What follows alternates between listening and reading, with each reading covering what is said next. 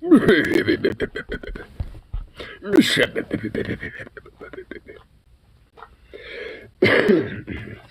for real, let's make sure that happens.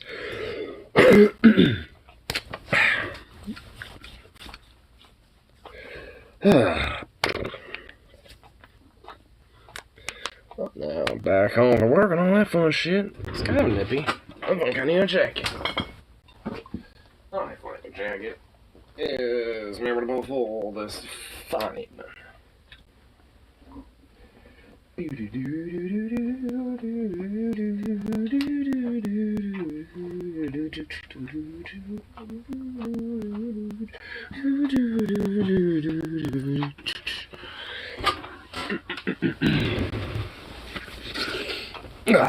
Much better. There we go. Alright. Let's get some tunes on for myself, yeah.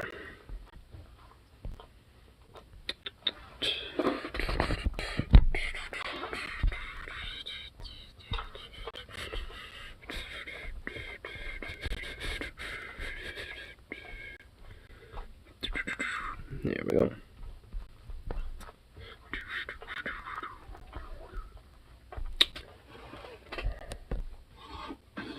Okay, cool. That should work.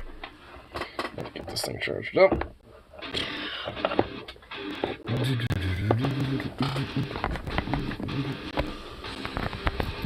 There we go. Oh, hey, what are you doing? What you doing? What are you doing?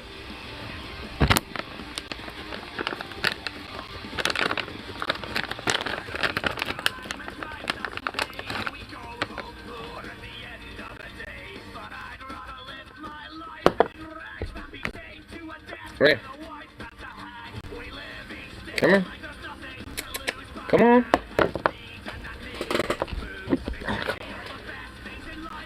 Fine. There. Well, you dropped it. Well, I dropped it, technically, but whatever.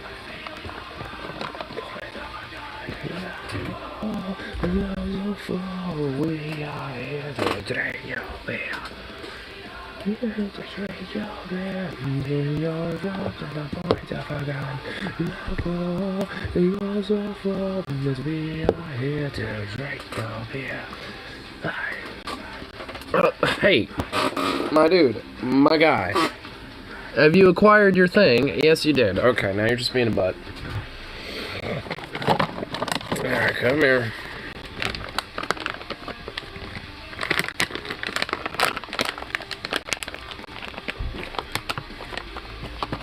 Come on.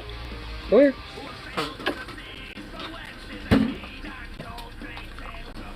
Papa, yes, yes. There you go.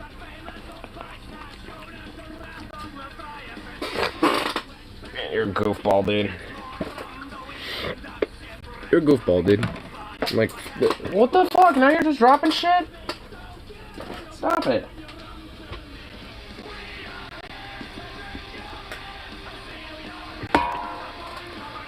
You are fault, I was your fault, we are here to drink your beer.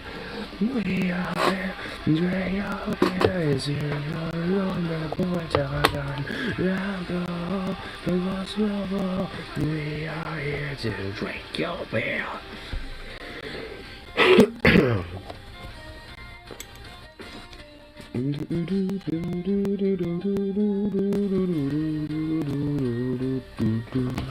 There you go.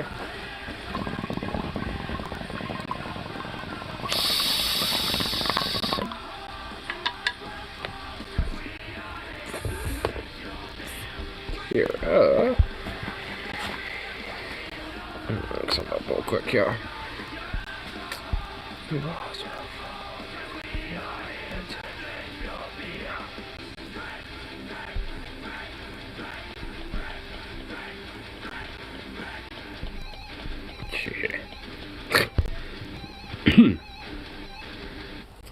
Same picture of a fluffy little kitty. Adorable.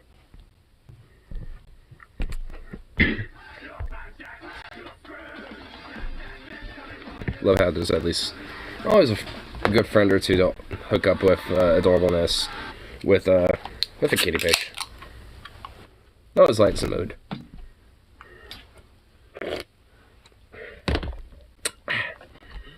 I'm kind of started a little foamy. What the fuck? It did. It was a little foamy. Talk of the Husky.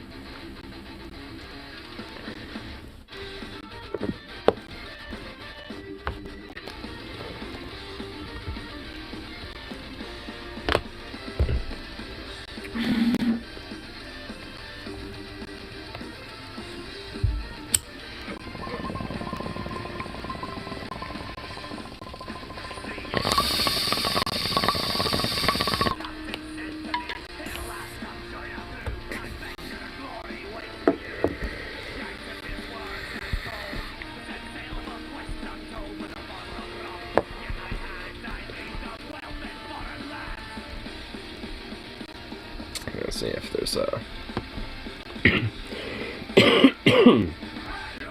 see just a couple things to check out.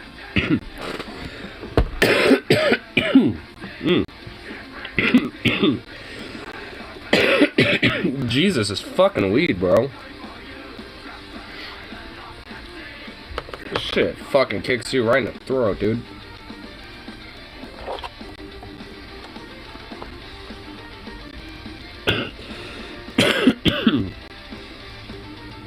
Mendo trips.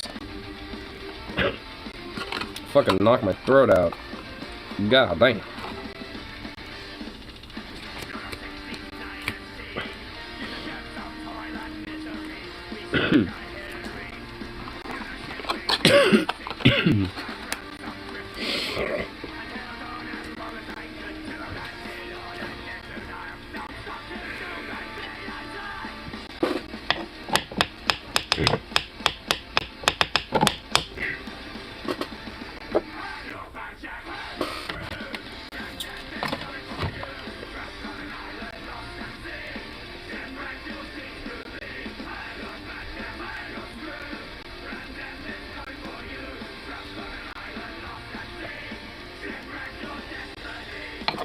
There we go.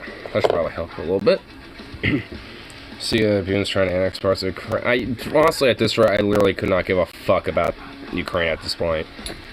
If anything, it kind of just gets more annoying knowing that there's like another 1.1 plus billion fucking dollars just being handed over to them. Like, I guess because they're special little angels now at this point to the entire fucking globe.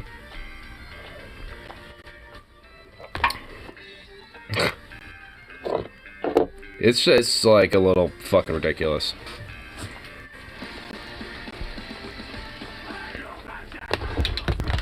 I mean, because honestly, at this rate, it's just like, I mean, a lot of the reason why this war continues to be prolonged is because the military-industrial complex on both sides of this conflict, on Russia's side and on the Western side, just profit off of it, and they fucking know it, and they're making hell of fucking bank on it, and they want to keep making that money.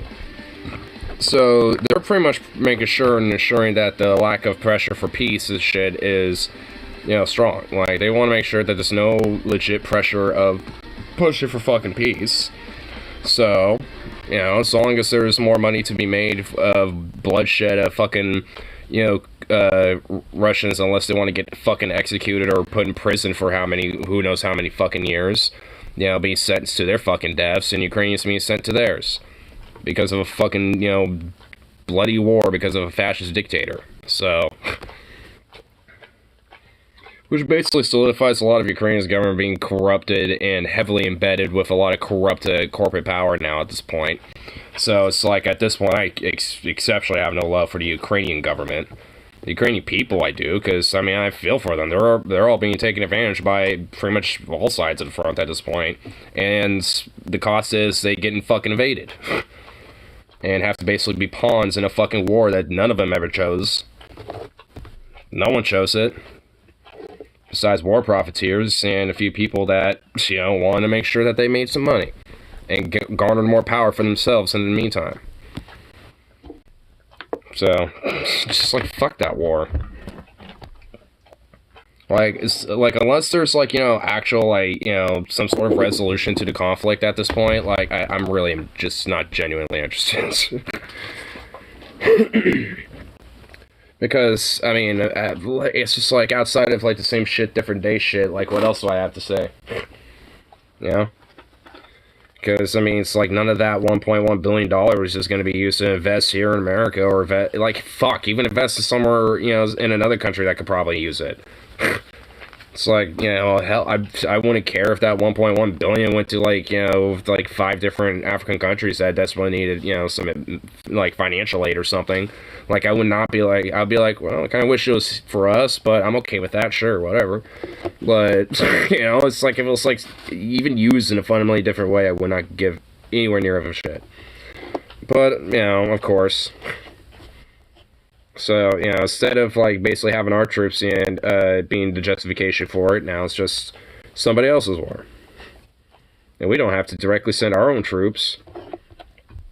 What's funny, honestly, like, on I-5, on the way to, Seattle, like, there's this fat fucking sign saying, how many, Americans will leave in Ukraine, basically implying that we've left, like, Americans, you know, in Ukraine when the war broke out. So thus, you know, we should go to war with Russia to invade Ukraine, basically, to go rescue Americans.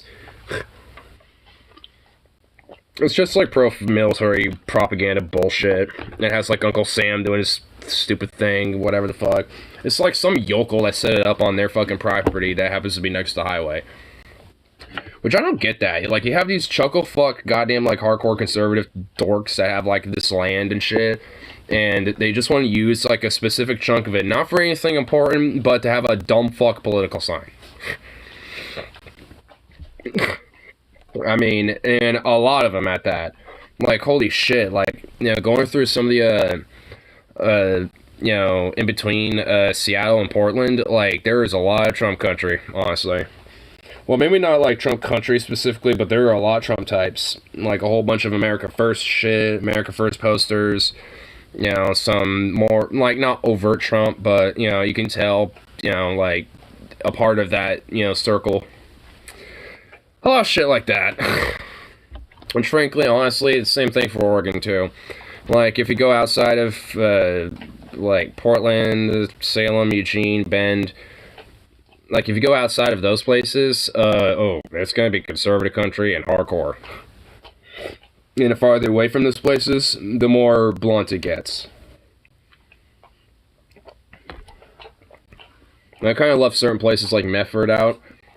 Well, Medford, I should say. Just because, mainly just because, honestly, they already are kind of right-wing in some of these towns already as it is.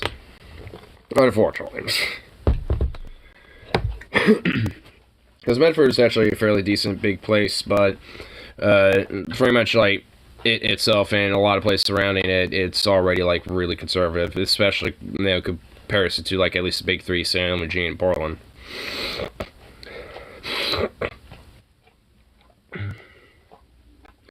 The local gas station girls are cute. Tibet's a Trumper with all that Trump merchandise the gas station sells. I mean, is it her that's a Trumper, or is it her dad? I mean, you know, that could be the, you know, thing there. Like, the, you know, daughter is just like, well, I'm just doing this because it's the only thing that can give me a decent pay. And it's the devil I know, you know, versus the devil you don't know. Seriously, the local gas station sells Delta 8 products and Trump stuff. Why is that, like, quintessential, like, Trump, like, Republican, far-right, like, fascism these days? We want our weed, but America MAGA Trump stuff, yeah, brother. It's like, okay, bro. It's like, I like my weed too, but, it's like, oh, but I don't want that weed, you know, meddled by a bunch of queer folk now. It's like, well, it's too bad. Like, I guarantee you that has happened without your consent, and no one gives a shit besides you.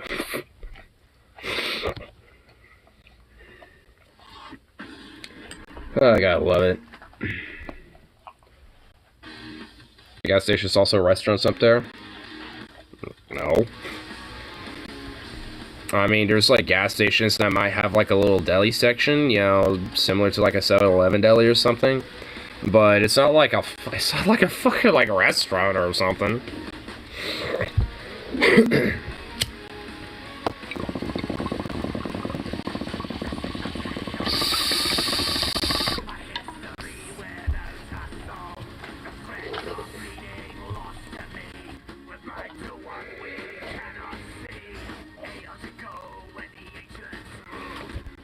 Down here, most gas stations have built-in buffet or pizza place. That's pretty dope.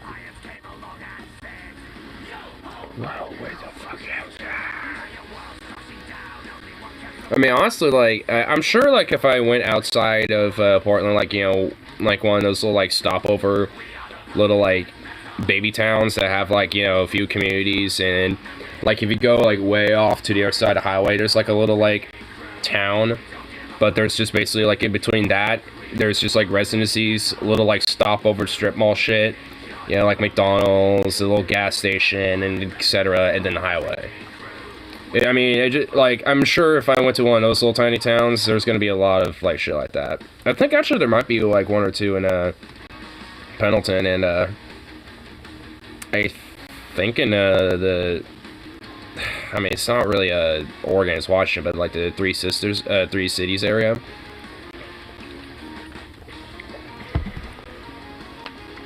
The Three Cities is actually kind of cool, because, if you're driving up north, from Kennewick, you actually kind of are approaching it from, like, a hill, so you kind of see the three, like, little towns, with, like, this separation between them, from the top of the hill, so it's actually kind of cool, like, driving down to it, because, you know, you're kind of driving down to, like, you can kind of see where the highway goes and kind of cuts in through one of them, and then splits into two a little bit, you know, where it does this weird, like, little triangle thing, where, like, one end goes to the other corner of the three cities, and goes, like, northwest, westish, and then the other one goes east, and, you know, the other one going south and shit.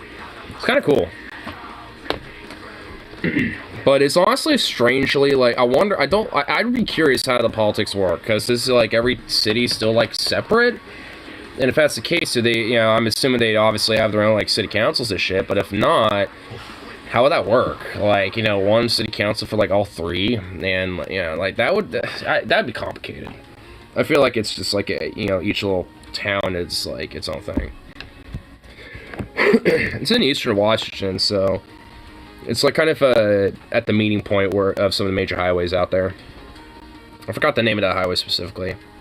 I know one of them's, like, Interstate, I think, 95. I live near the largest lake in Alabama, Lake Guntersville. Is it? I'm assuming Huntersville. But honestly, Guntersville sounds better. You to your environmental crew. Give you a fuck. You think you all suck? Fuck you.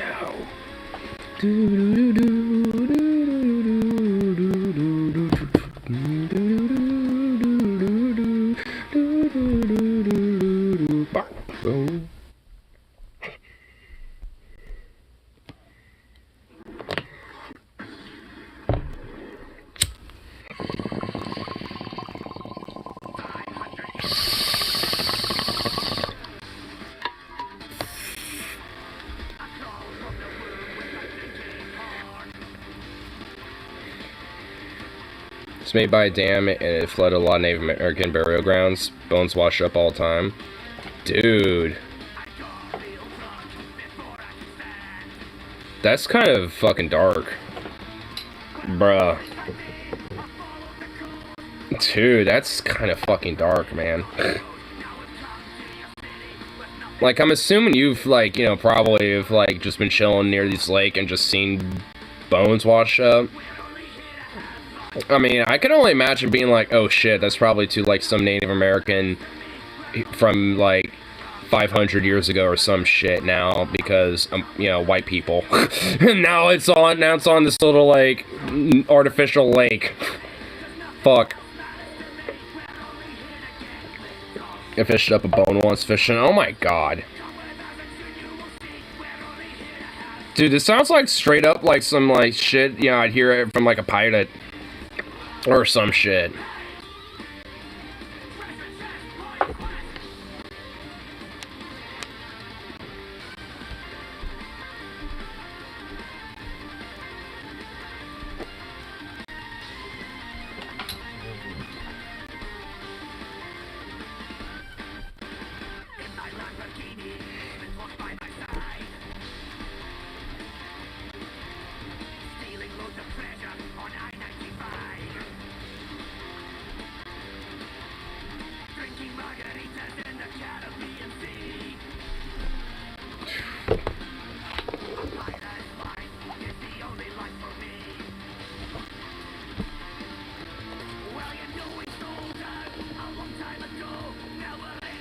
Only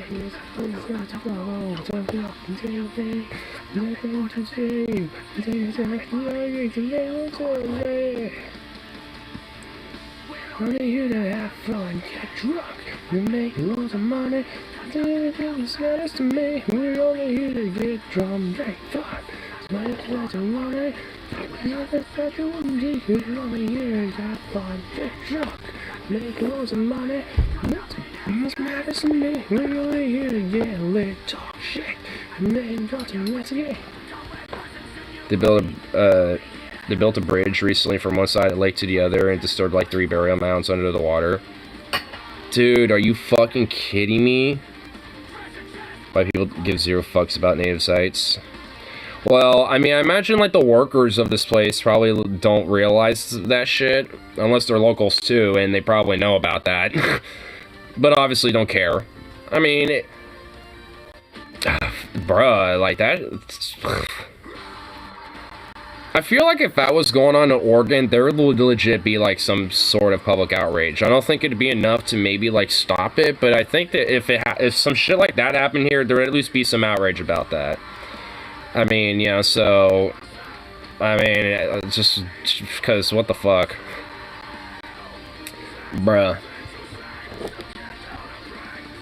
It's like what? It's like honestly, it's like part of me is just wondering, like, what do you say to that? Like, goddamn, bro.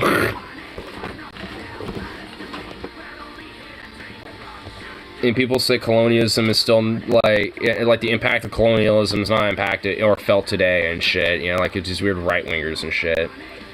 Which honestly, it's like, especially considering it comes from those stupid fucks, it's like, you are literally the perpetrators of why modern-day colonialism is still going on, and you want to pretend it doesn't exist while continue to perpetrate it. It's like, go fuck yourself.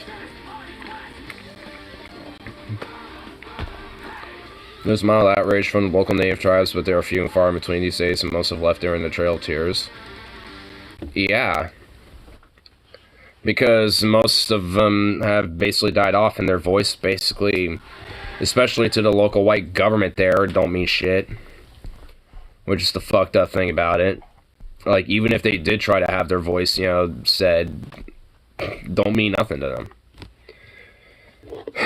Don't mean nothing but to the settlers that have established a proper rule of law, while disturbing, you know, the fucking, the rest of the, like, natural rule of law and shit, to pretty much literally everyone else.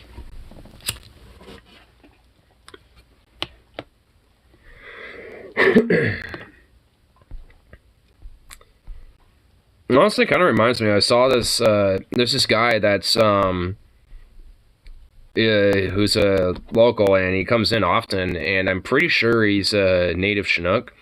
And one day he came in with a T-shirt that basically said the OG Homeland Security, or like, this is the original Homeland Security, and it basically showed, like, you know, some tribesmen and women of like a native tribe, and with all of them with their guns and shit, you know, just all kind of like, it's sitting there posing, you know, and stuff like they, you know, normally would back in the 1800s, because they had to, like, sit there for, like, 20 minutes for one picture, you know, so it's just, like, you know, they're all sitting there with the guns and shit, you know, and I'm just, like, damn, based.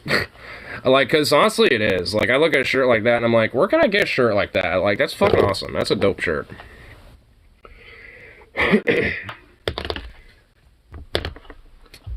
Honestly, like, I'm assuming you haven't heard of Iron Maiden, well, outside of me talking about them before. Talking about dump sites for a nuclear plant. Talking about dump sites for a nuclear plant, but just 30 miles up from the dam. There's a nuclear power plant sitting right next to the river. Are you fucking kidding me? There's a nuclear... Oh, dude, oh my god. Just not even for the fact of, like, you know, the whole Native American burial shit, but for the fact of, it's next to a fucking river. What if that bitch melts down? Because humanity dumb. You know, like, oh, dude. That would literally, like, go into the Gulf, likely. Like, that meltdown would leak into the Gulf and irradiate the fucking Gulf, radiate the whole fucking river and shit, radiate pretty much all of goddamn Alabama. Like, dude, that would fuck up a lot of shit. If it were to just like, you know, human error came in a role and melted that fuck down. One of my good buddies growing up was a big classic metal fan. Well, here, let me give you a good one to listen to, because it actually talks about Native Americans. Because honestly, there is a lot of elements about classic metal and heavy metal that really have an appreciation and respect for the Native Americans. Because Iron Maiden with Run to the Hills is a song.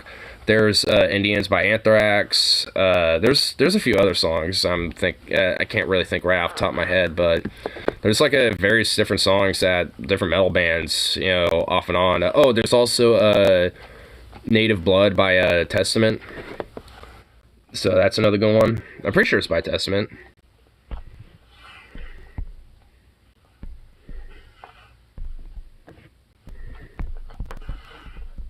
Yeah, it's Testament. Just had to make sure. But anyway, here's Run to the Hills, though. It's a really epic song. I love it. And they did play it live on Thursday, because, of course, it's necessary. It's just too good.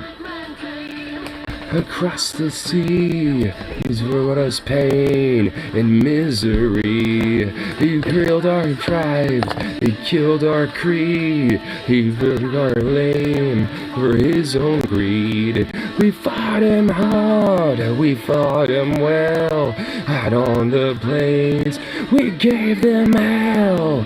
Then we came to much and greed. His murder's hands, I didn't see bleed.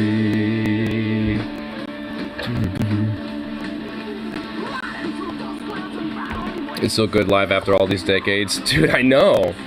Like, they're old dudes, but they're still fucking rocking it. I love it. Especially Steve Harris, like the guy who started it all. Like, some people kind of think of Bruce Dickinson because he's pretty much very iconic of Maiden now at this point. But, I mean, it was Steve Harris who was actually the original guy. He's the one who was, like, the OG of them all.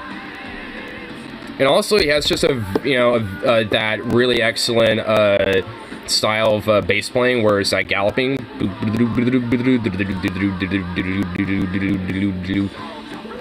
Like, you can hear it in this song. It's very popular in this one. Also in The Trooper and a few other songs.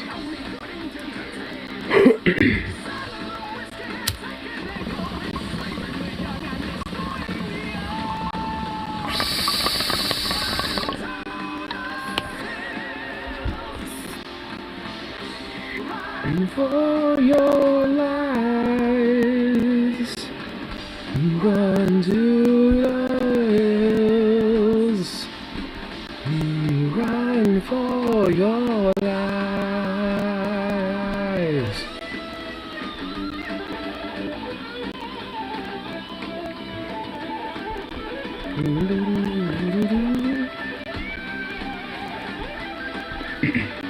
That was also kind of yeah, I mean, honestly, like, anyone that is at least into metal to at least some extent is gonna be an Iron Man. Because, I mean, they're pretty much, like, one of the original, like, pretty much, like, the main origins and the biggest influence to it, outside of Sabbath and a couple other bands. Like, there's actually, like, a whole, like history to it, like, a pretty rich one at that. My friend with Metal T was actually talking a little bit about it on our way back home and shit a little bit. That was kind of dozing off half of it, like kind of off and on for it a little bit. But a lot of it was essentially like, you know, when you first had a lot of, honestly, where you could really truly get your thanks for metal is actually the feud that The Who and the Beatles had. Because The Who was like, oh, we have like the most distorted, heaviest like sound and shit and blah blah blah. And the Beatles were like, oh, well, hey, let's do one too. So they wrote Helter Skelter. And that's how Helter Skelter actually got written, because it was meant to be like one of their heaviest songs. And honestly, if you hear the original, you can hear that it's definitely almost like that very early like classic Sabbath sound, but just not as distorted shit. You know, but, you know, it definitely kind of has a little bit of the sound to it. And because those two being the biggest rock bands of the time, essentially were kind of having a little back and forth with each other, and because of that, a lot of the more heavier rock scene in England started to morph into the British heavy metal scene, which became Black Sabbath, Iron Maiden, and a few other bands as well. So, and then that eventually branched off into what became today classic metal genre and classic heavy metal and shit. But that in part also started the rich history that ended up becoming things like black metal, like death metal, thrash, and glam rock. Which actually, funny enough, thrash is a kind of more of a fuck you to things like glam metal and glam rock. Because they were used, because essentially because of how kind of corporatized and dead like a lot of glam rock and glam metal was kind of back in the day, during the 80s and shit. A lot of what became the big four essentially kind of took a lot of that and just said fuck you to it, which became Slayer, Anthrax, what was the other one, Metallica, and there's another one too, I'm forgetting the other one, Megadeth. And also in Germany, they had a similar thing where it was Creator, Tankard, Testament, and Destruction, if I remember correctly. All right, because I know it was Destruction, Tankard, Creator. What was the other one? I think it was Exodus, if I remember correctly.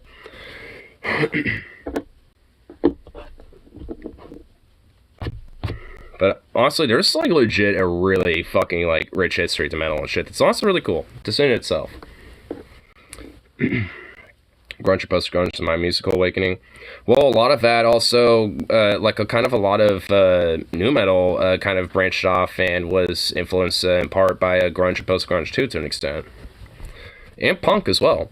Because funny enough, I was kind of looking up about Iron Maiden's kind of early days, with their debut album and shit. And they actually were kind of, almost, kind of were considering going punk a little bit. Because their original sounds are, very different to a lot of what Maiden is known for today. And legit, I was listening to some of it, and yeah, honestly, there is legit kind of a punky vibe to it. I'm just whoa. I mean, it's not totally there, it's definitely more metal, but it definitely has more of that punkish vibe, considering that that's kind of a part of a route they were somewhat considering. But not in totality. Kind of like Darren's independent. I kind of like Darren's independent stuff. Who? Scars on Broadway.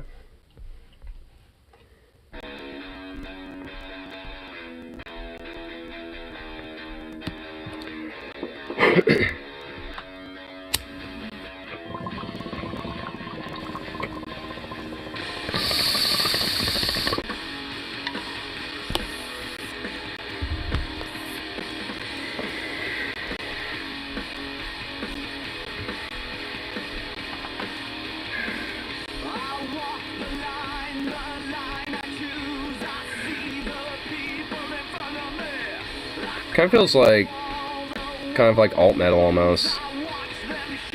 Just because it's got that really thick heaviness.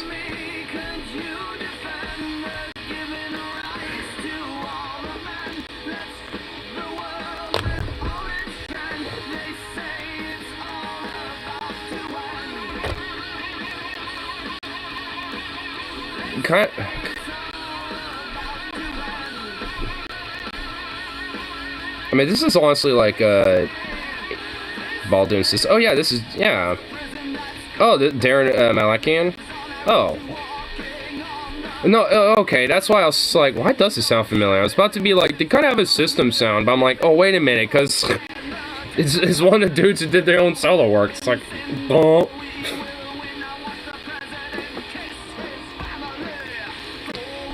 Actually, now that I think about it, I think Darren Malakian probably had a little bit of influence from Joe Biafra. At least in kind of vocal style a little bit. Not like in this part, but at least initially earlier, because it kind of had a little bit of like kind of a somewhat of a similar vocal style.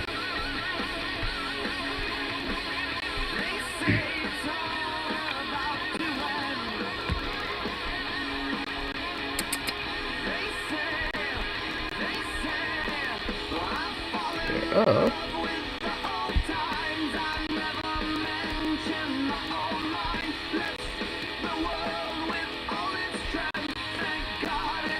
I feel like he has a good sound to him. He does. At least for me, I feel like, I mean, at least for the first song for this one, it's probably not necessarily my favorite. But, I mean, honestly, considering that, you know, the sound overall so far, I definitely like the sound. Yeah, I should at least give that a little subscribe.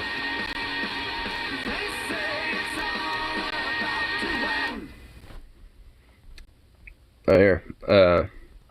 I should show up a little bit. I mean, it's like hella early stuff, especially with that kind of like punkier stuff I was kind of talking about a little bit. Because this is actually kind of funny. Like, this album cover is actually kind of a response to a previous album cover that they did where it showed Eddie, which you can see right there, one of the early iterations of Eddie, killed Margaret Thatcher. So in this one, it's actually this album cover is actually a concept to the previous album cover, where basically it's Margaret Thatcher getting her revenge by having a stun gun and ready to like go fuck over Eddie and shoot him up, and the hot chicks that he happens to be with.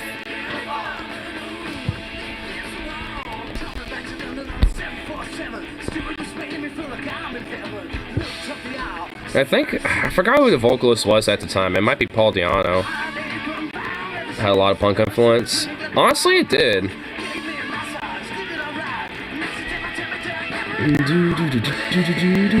Because this sounds kind of punky. It's like kind of a punk rock almost. Like this, I mean, because this sounds not as metal as, you know, Maiden normally would be. But, I mean, you can definitely hear Maiden's early influence, though. Especially, like, right here.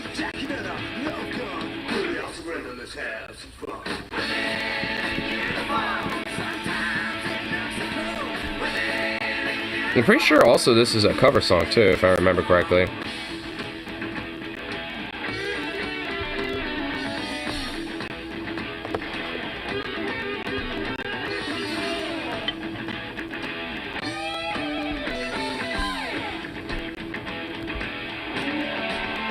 Oh wow, I didn't even read the comments, but literally the first comment says this almost fits into punk rock territory, and that's what I thought.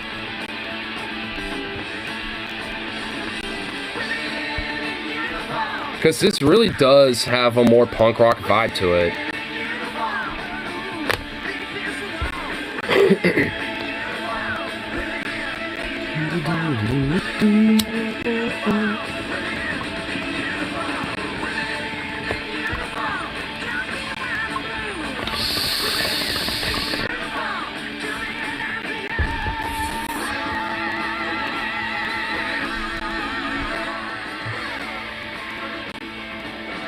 Like I said, grunge like Nirvana, I was changed to local nature were my early music taste. Oh, dude, you'll be jealous of me. We went to the Hard Rock Cafe in Seattle, and we actually had, while we were there, and honestly, dude, like, the server that we had, like, I honestly, you know, like, feel okay at name dropping him, like, his name was, like, Harlan or something. Dude, this guy was the most coolest fucking server, I think, that has ever existed. Like, it was pretty slow as fuck when we were there. So, we were pretty much, like, his only table.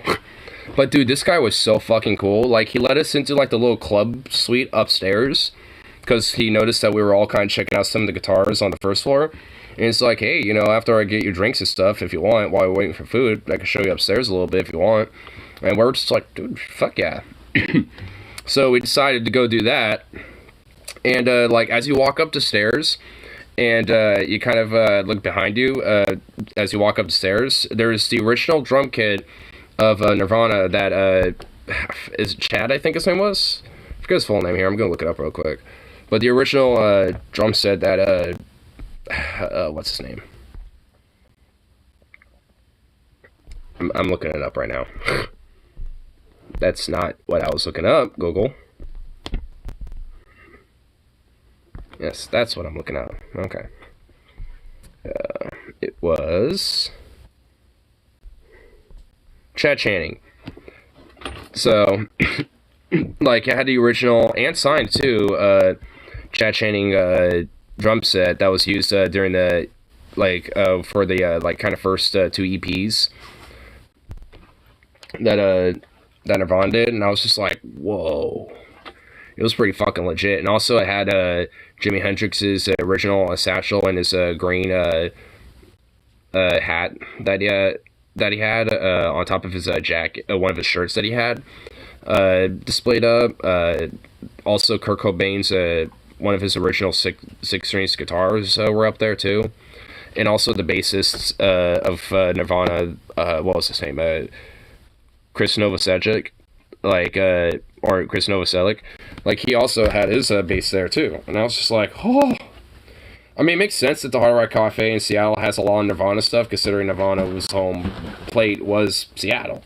So there was just like a lot of really cool Nirvana related stuff there that was just like, whoa. You lucky furry, you. I know, I'm a lucky fuck, bro. Honestly, the only reason why we went there is because my friend Harley was like, hey, I've never been to Hard Rock Cafe. Let's go to one. And we just happened to, because we happened to see it, and we were looking around for places to go eat, before the concert. And we're just like, well, this is, pretty much on the way over to where we gotta go. Fuck it, we'll just eat here. And best decision that we made. Because honestly, like, while I'd say that, for price, food-wise, I mean, it was essentially the same as everywhere else. Not really great. I mean, hey, everything else about the place legit made it worth it. So, honestly, we were all kind of okay with it anyway. And also, like I said, dude, the server that we had was, like, legit, like, fucking, like, dope as fuck. He was also straight with us, too, like, because pretty much all of us, like, ordered chicken sammies and, or, like, salads. And some of them are just like, hey, it's like, what type of sides you got? And it's like, yo, we have some things like mac and cheese, onion rings, fries, green beans, but I would not recommend that. It's horrible. he would actually be straight with us, with certain things. Like, he would let us know what was legit really good and what wasn't. It was actually kind of gross. So, he was straight with us with a lot of different shit and was... it was actually pretty cool. So, like, I mean, next time I go to Seattle, I'm definitely going to go to Hard Rock Cafe again, and I low-key hope that, I get him as a server again, because that guy was fucking amazing. Like, legit. I burnt an ex-friend's Hard Rock Cafe shirt, Lamau.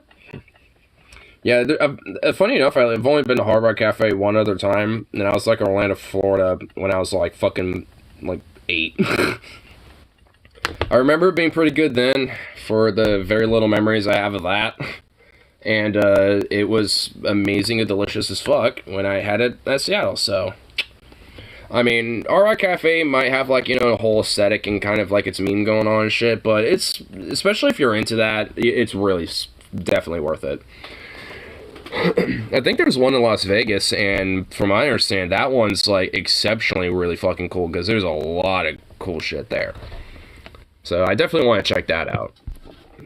And that's honestly kind of its gimmick. Like, it has, like, a lot of, like, genuine... It's like part museum almost. Like, you go there to eat, but if you want, you can go walk around and check out some of, like, the little museum art pieces that they have that are kind of, legit, from these artists and from these, guitarists and from these bands and shit. Or just different pieces of memorabilia that, they had on, that was pretty common when they did tours and shit like that. Like signature hats and, like Jimi Hendrix's hat, that he had, his green felt hat.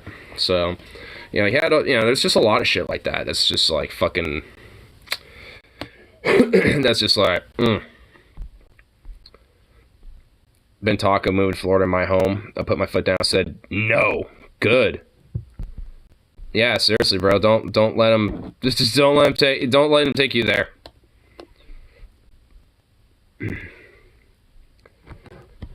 What's this? The filthiest trombone solo? I like solos that be filthy, dog. I like that. I want to hear it. Wycliffe Gordon solo.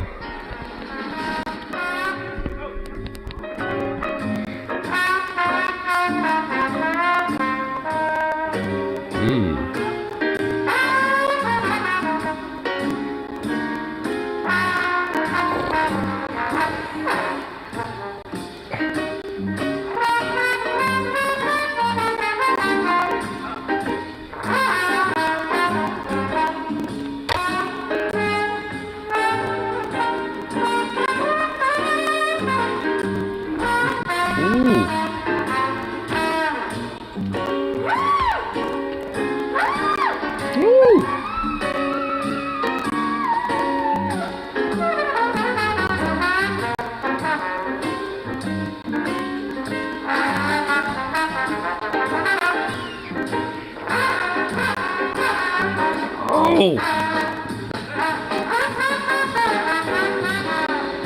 Ooh! God damn! I've been talking moving to Colorado in my house. I put my food down, said yes, Queen Slay. My pussy's thoroughly moist now. Oh, Colorado?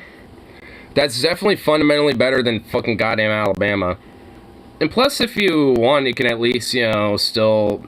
Oregon honestly makes it a little bit easier to get to and access at that point, if you think about it.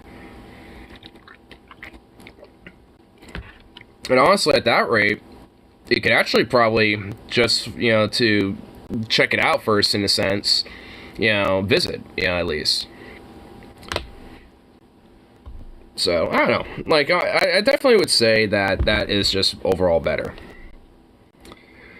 I'm giving that a goddamn like. That was just... that was amazing. I actually saw something earlier that was really awesome by this channel too, called Bagpipe Blues, because that, I guess, can legit be a thing. I never knew it. I don't want to find it really quick. Oh, here we go. They say she couldn't play blues on bagpipes. Like, this is legit fucking just like, oh my god. Oh.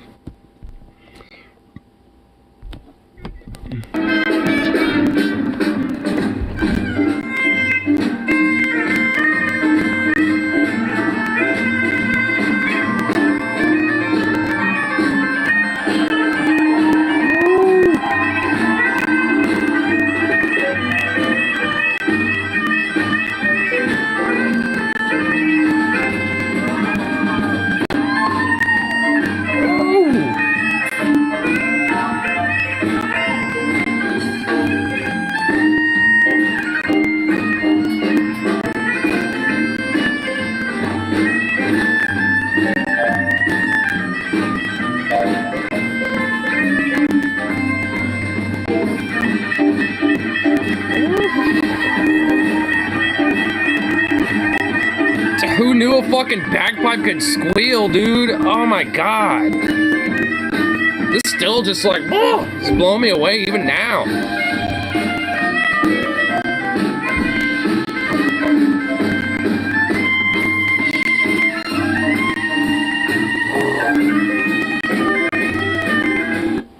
Oh my god, and you know what? What's the full thing of this? I want, yeah, give me this. No, it's only like, you know, it's only about 3.5 minutes, yeah. Ooh! Oh, she's throwing out some dance moves. Oh, goddamn, she's throwing some shit out, too.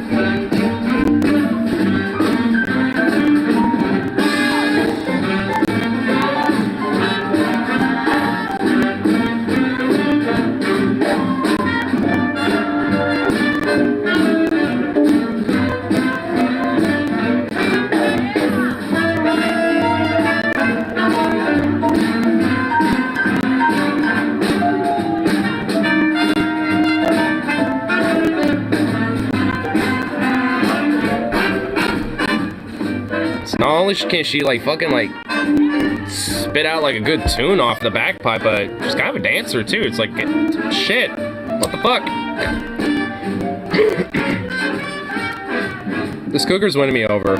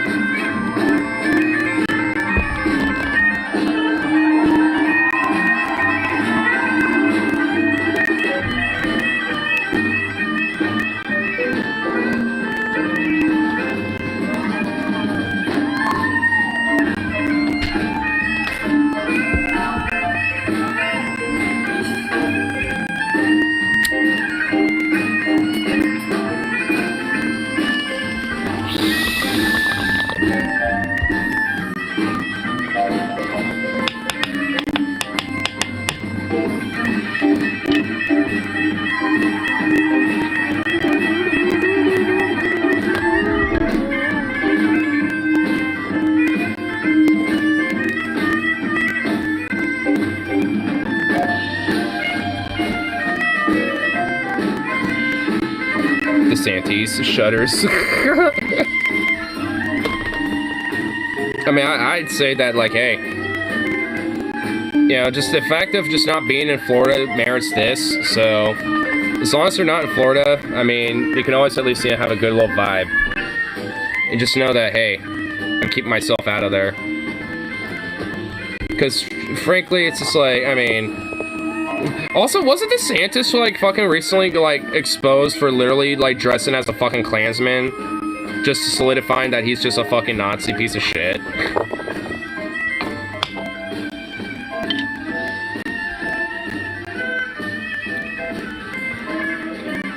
Imagine about to test for Governor Kate Ivey.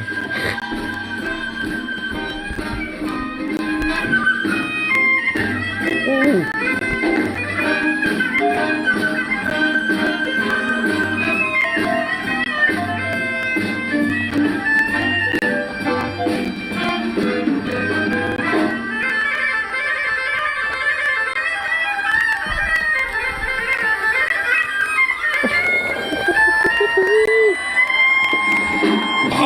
Oh, fuck, dude.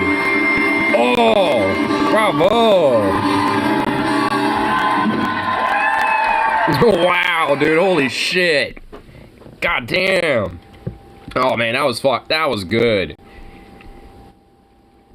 Dude, like, I mean, I didn't even think bagpipes could fucking swing, but... Oh, God damn, that has tickled me in ways I didn't think possible.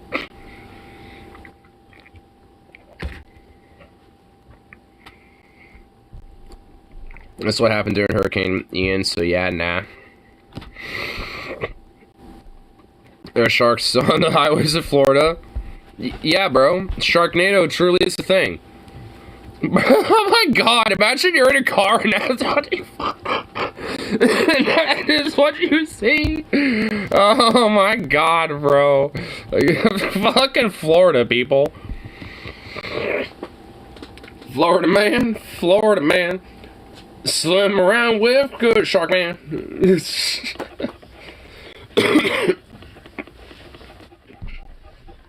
Oh my god.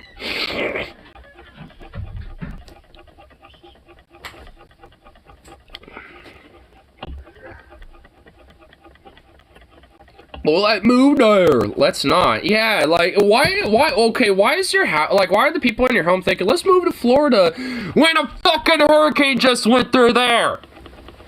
I mean, what the, like, I mean, what the fuck? Like, are they actually, do they unironically have a death wish? What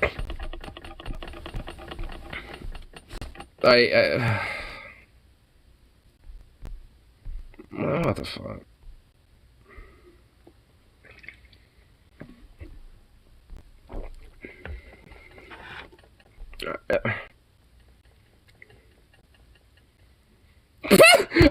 Oh wait, hold on, what the fuck is this? Wait, hold on. My homeboy just sent me the most funniest fucking thing I think I just said. I think I just saw him send. Okay, so I guess, alright, so it starts off, it's like, yeah, I'm definitely gonna hit the river this one, blah, blah, blah, because my friend is like, you know, doing that. He said, okay, cool. I just had a prostitute offer to fuck me at Lamau. I shit you not, one of my friends in the group chat that I'm in just fucking sent that out of nowhere. Bruh, what the fuck? And now he says tonight has weird vibes. Dude, what the fuck? Wow, what? Okay.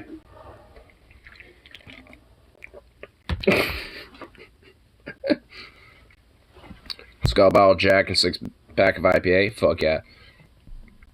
I'd be basically fucking if I was him.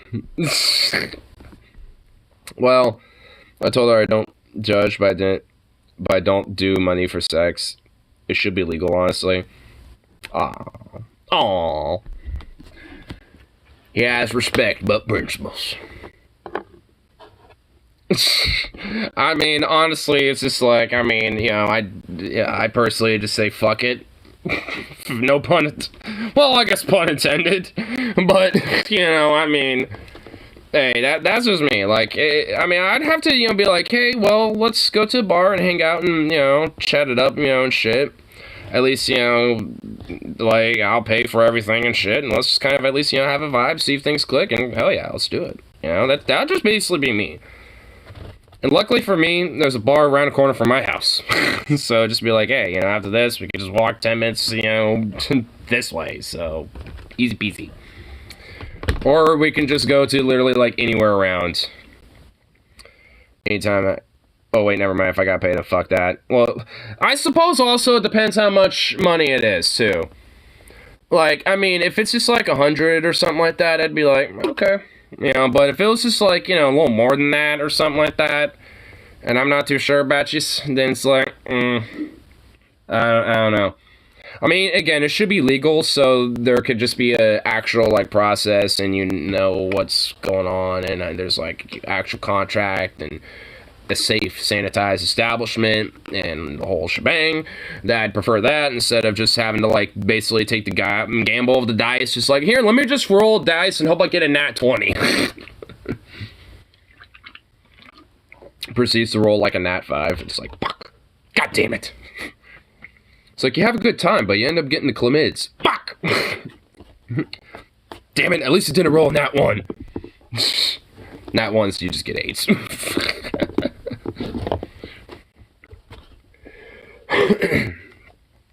I don't pay for sex. Oh, so you too have your principles.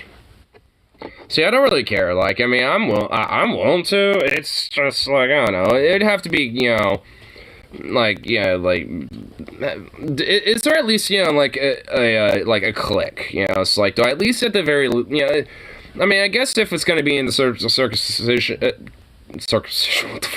circumstance of, you know, like, paying fuck, then, yeah, I'm gonna at least, you know, probably look at folks' looks first and be like, alright, I mean, they at least look like I can, you know, shebang you. It's like, alright, cool, and let's at least, you know, click enough, you know, for other, you know, vibes, make sure everything else is good, and cool. It's like an hour of, you know, like, warm-up or something, I don't know. AIDS are not dope. Say yeah, I was meant to say circumstance, but I'm just like, circumstance decision. Just like, what? Yeah, like, yes, I corrected myself, but yes, I did. And getting her late if he came to Bama.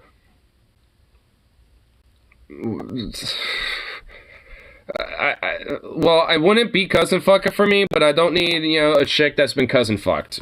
I don't want to have a lady that's pussy's been cousin fucked. Like, I'm not too sure about that.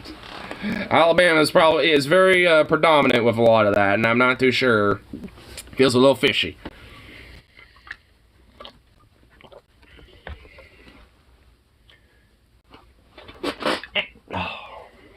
Boo boo. Look at you. Come here. Bye-bye. Bye-bye. Come here. Suck off. No, this way. Over here. You butt. You butt. Why are you resisting? Get over here. You butt. What the hell? Come here. You're looking at me like, what the fuck are you doing? Come here. Come here. Goodbye, buddy. Come here. Oh my god. You're like... oh my god, you're the biggest little butt. Was that hard? Was this difficult? You made it difficult. My god, look at you. Oh, you're a silly boy. You're just a silly boy. I haven't been into Fantasia in a while, but I'm sure Husky could score for one of the strippers. If I wanted to do that, I could just go into downtown Portland and visit one of the many strip clubs there, and frankly, I don't want to do that. Because they're kind of, like, money magnets, and for good reason. Honestly, they're, like, strip clubs are just very heavily exploitative, and I don't mean that just for, like, the customers that go in there. I mean, for the women, too. In fact, a lot of customers that tend to be regulars and shit tend to honestly enable a lot of the problems and the exploitation that happen with the women there. So honestly, it's just like, I mean, that's why I don't like strip clubs in general. It's like they're just exploitative, just across the board outside of the people who run them. So honestly, that's why I say fuck strip clubs, but not because I'm against them in nature. I actually am okay with that, but you know, the idea of, you know, them just having like very little regulation in them, essentially, especially no rights, you know, for the women, and you know, just how like exploitative they can also be to the customers and shit as well. Yeah, I mean that's yeah, fuck that. It's gonna be nice bombing this weekend. I know, and it's gonna kind of suck, at least for me a little bit. Saturday, depending on you know, what goes on, I might, you know, get a 6-day overtime, you know, just to make sure I get a little extra cha-chings. But you know, part of me is like, you know, I might take a dip in the Willamette or something, because I haven't really done that. Well, I've done that, I think, one other time this year, but go Rocket Museum since Huntsville is Rocket City. Ooh, that'd be cool. Honestly, I want to go to the Olympia Air Museum at some point one of these days, because every time we go up to Seattle, I see the big sign of passing by it, and I'm just like, God damn it, I really want to go there. Because I'm just the aviation nerd, so I'm just like, I see it, and I'm like, oh, I want to go there. Like, the little kid in me is like, ooh, can we go, can we go, can we go? It's like the last time, like, there was a half part of my mind, I was like, can we go there? It's like, hey, next time we come up to Seattle, guys, can we go there?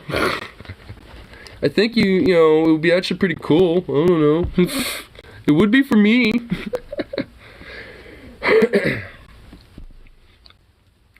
Minimum wage should be lowered to $2. That's right, butter. You just gotta pull yourself by butch. That don't be a little son of a bitch. You know, if you're being burnt out, do the thing called overemployment, where you have a second job to you know, just burn from the other end of that, you know, fuse. You know what I'm saying? Yeah. That's a Space Rocket Center and the National Rocket Science Lab. Dope. Hey, down. No. Little prick. Don't be a prick. Real time of traffic and see a shoot. We would have to leave hella early in the morning.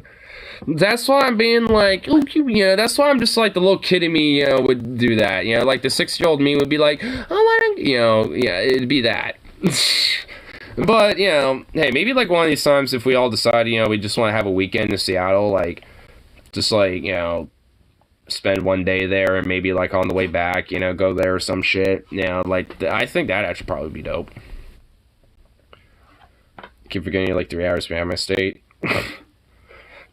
Keep referencing Seattle and Portland, and you're just like, oh yeah, he's 3 hours behind me.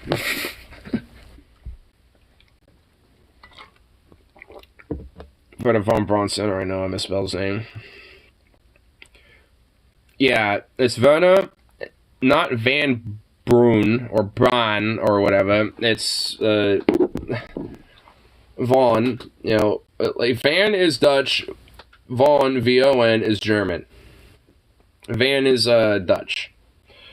So it'd be Verna Vaughn and then Braun, B-R-A-U-N.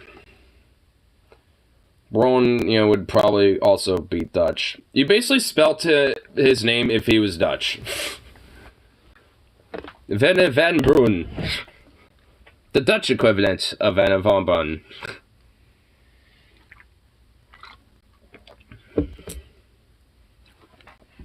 Oh, speaking of which, Sabaton is releasing a new EP. It had a new song released for it already called Father. And honestly, the song is fucking awesome.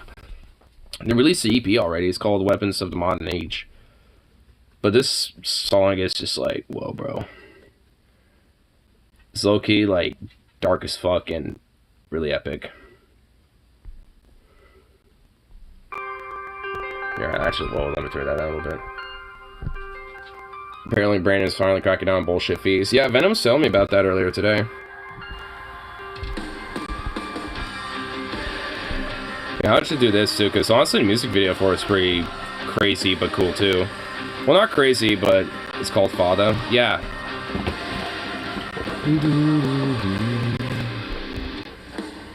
It's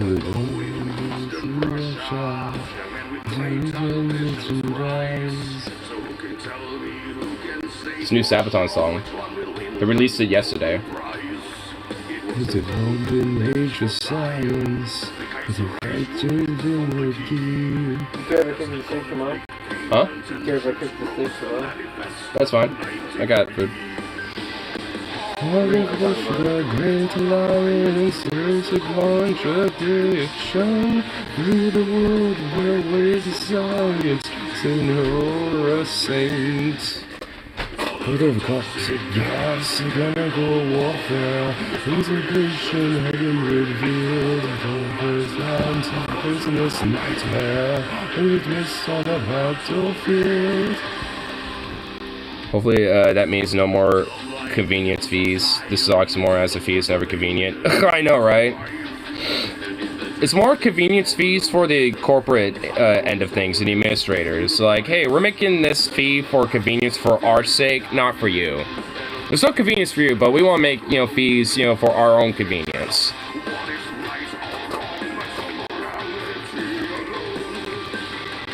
Like abortion, the great alliance, swings of good and tradition. Near the world, right ways of science, sooner or a saint.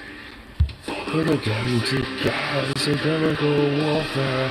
Integration has been revealed to the demons and the poisonous nightmare. Leaders to the battlefield.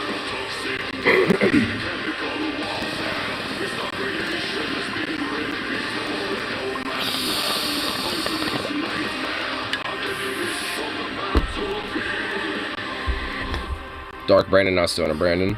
I kind of honestly hope that Dark Brandon does get rid of that shit, because if so, then yeah, let's go Brandon. It'll be really basic buying required Ticketmaster to tell you the full price of tickets instead of showing you your lower prices and adding $50 in fees after. Yeah. Yeah, that really would be nice. Because frankly, like, honestly, it's such bullshit that, like, there are tickets that cost, a lot on places like Ticketmaster and shit. And some of that will include fees, but then they'll add extra fees and shit on top of those prices. Because, fuck you, that's why they can get away with it. Like, because I've noticed that. Like, last time I was, getting Sabotage tickets, I was looking, and I saw that, while the tickets themselves were like, I think the last ones I got were like 90 something, and then looked at it once it was finalized, it was like, about 101 something, because there's like one extra $10 fee to it. But there was like these other fees that were attached to it initially, but because they can, because fuck you, that's why, they'll just add these extra little things, just because fuck you, that's why. And, there's like eTix, there's Ticketmaster, so some of them are, like, I think eTix is the one that does, like, some of the fees, but then we'll add, like, one or two more to kind of just fuck you. But, like, Ticketmaster is the one that's really fucking horrible with it. So, honestly, all in all, that would be nice.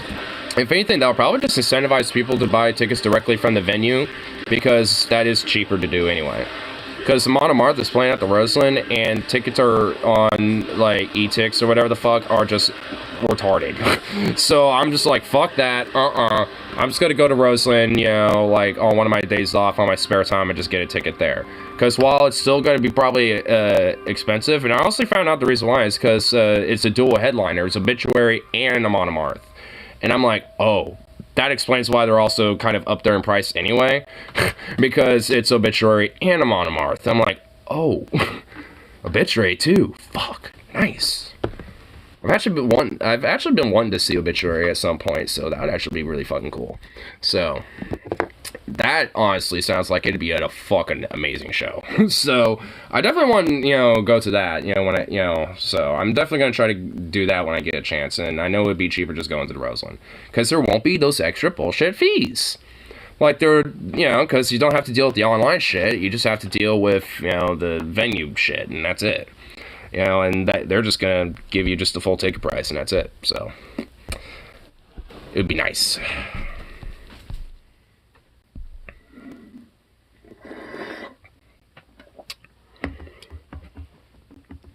bubble. Did you see that Phil Knight? They spent nearly $2 million in an attempt to split the vote in favor of Drazen. Really? Honestly, is there really legit like support for that crazy like Republican bitch?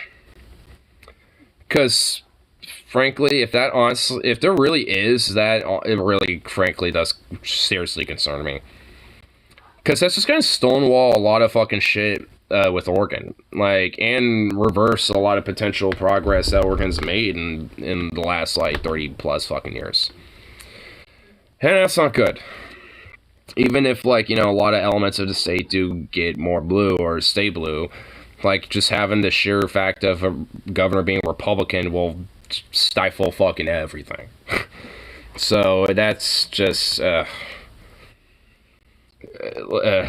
GOP-based issues, Betsy Johnson's trying to run as a crazy old lady spoiler candidate. Well, I know that. That's kind of the role that I'm feeling, you know, about, you know, like, if there is more, you know, genuine support of her because of that. Because, I mean, dude, fuck Betsy Johnson, dude, that crazy old little fucking corporate bitch. Fuck you, Johnson, piece of shit. God. Like, I legitimately now have grown to just vehemently hate that crepid bitch. I don't even care about Drazen that much. It's just like now, like my vitriol source is Betsy, because like that fucking bitch. It's like, oh, let me be like a nice little like weird centrist, like corporate as fuck, like right-leaning Republican moderate type, you know, to spoil everything. It's like, fuck you. It's not even that like Tina Kotek is like great, but at least she has a pretty consistent record that's at least good. Even if she has basically like one foot in both doors of like the progressive and like kind of liberal corporate candidacy shit. Like, I mean, at least her records consisted of being at least, you know, more progressive leaning than not. So, I mean, you know, it's like overall, she at least has somewhat of a track record of moving shit forward. So, I'd prefer, obviously, that in comparison to the other two shit, which obviously wouldn't be Betsy Johnson. It'd just be fucking Drazen if it'd be the case, because Betsy's meant to be the spoiler. And she and fucked up as it is, Betsy actually has legit support, you know, in some places in Oregon, and that's enough to probably fuck it up. And that's the point. Like, Oregon's election this midterms are probably going to be, like, national coverage worthy, and I think they already have been. Like, Oregon's, like, governor race is going to be really interesting. So a lot of undecided voters, and only polls have been low quality from the DHM Research, a right-winger polling company that's been pushing the Kate Brown's just going to lose narrative in 2018. Just going to lose. My God. What a bunch of fucking chuckle fucks. Well, so I guess, you know, honestly, that's kind of the shitty thing about the spoiler effect here. At least, you know, considering that, like, in general, statewide, like, polling data is nowhere near as, like, you know, accessible or really done nowhere near as much in comparison to the national polls. So, you know, so we're just kind of left out in the open to wonder, oh, is it gonna fucking pass or not? Outside of just kind of getting the general zeitgeist of how people feel. And that can go either way. Like, you can get the general zeitgeist of how people feel in Portland about it, but that can be totally different than, say, like, Medford or Eugene or anywhere else, you know? So it's just like, I mean, who really fucking knows until the results are in, you know? And that's kind of what's concerning, especially the whole spoiler effect shit going on here, because, I mean, if that's the case, and Drazen somehow squeaks it by just because of that, I mean, that can really be detrimental for Oregon. I mean, I wouldn't necessarily say maybe, like, women's rights, you know, like abortion rights and shit are just, like, gone, you know, because of that type of shit. But it definitely puts things like that in jeopardy. Maybe not necessarily with her term, like, at first and shit, but, you know, it would definitely, you know, play a role in potentially, you know, feeling that and potentially growing that possibility further, you know, if, say, she gets, you know, pushed in influence on like other local elections and shit, and thus being able to grow her power and influence as a governor, and thus be able to do shit like that. Because then she can do the whole Trumpian rigged election bullshit and just solidify her power. If she was that much of a psycho bitch, which I think she would, Christine Drazan would be enough of a psycho bitch to do that. I feel like she's, hiding her power level. And that's what concerns me about her. Like, she's a bitch that's hiding her power level, because she's, like, not openly defended, like, the whole, like, the election was rigged narrative shit, but she's been very sympathetic about that. Like, she hasn't really outright said anything about it necessarily, but she's been like, I feel for them, type of thing. She has like this very soft veneer about her. She isn't your typical like MAGA Trumpian psycho bitch. And that's what really honestly kind of concerns me about it. It's just like she's reserved. Embolden and enable the Proud Boys. We get to nominate judges. We get to nominate state agency directors. We get to appoint members to powerful committees. Yep. I mean, that's why I say it'd be very detrimental. That's why I say, maybe things like women's rights wouldn't necessarily be, like, right out the window.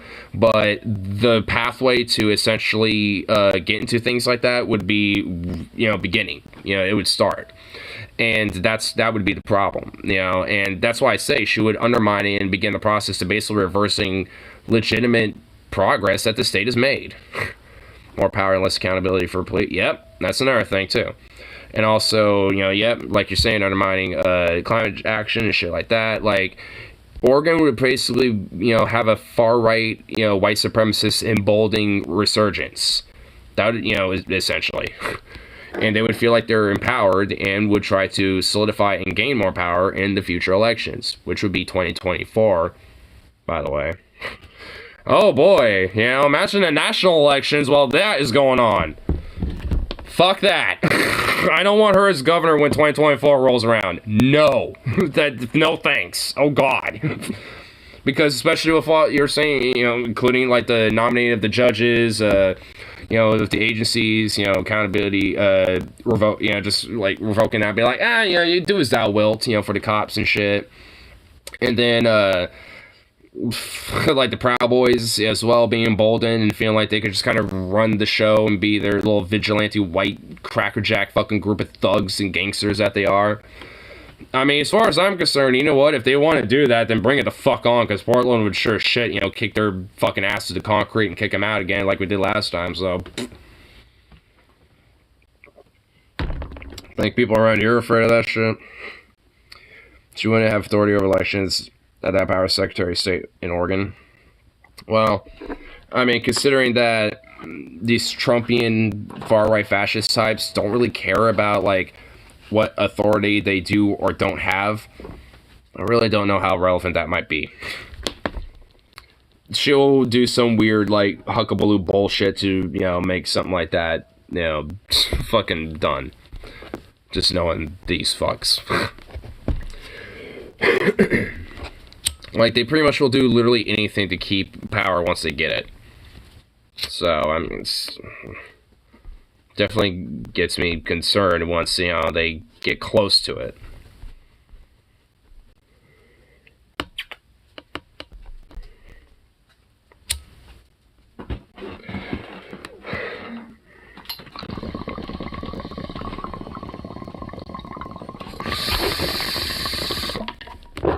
Hey! Down. Come on, bro.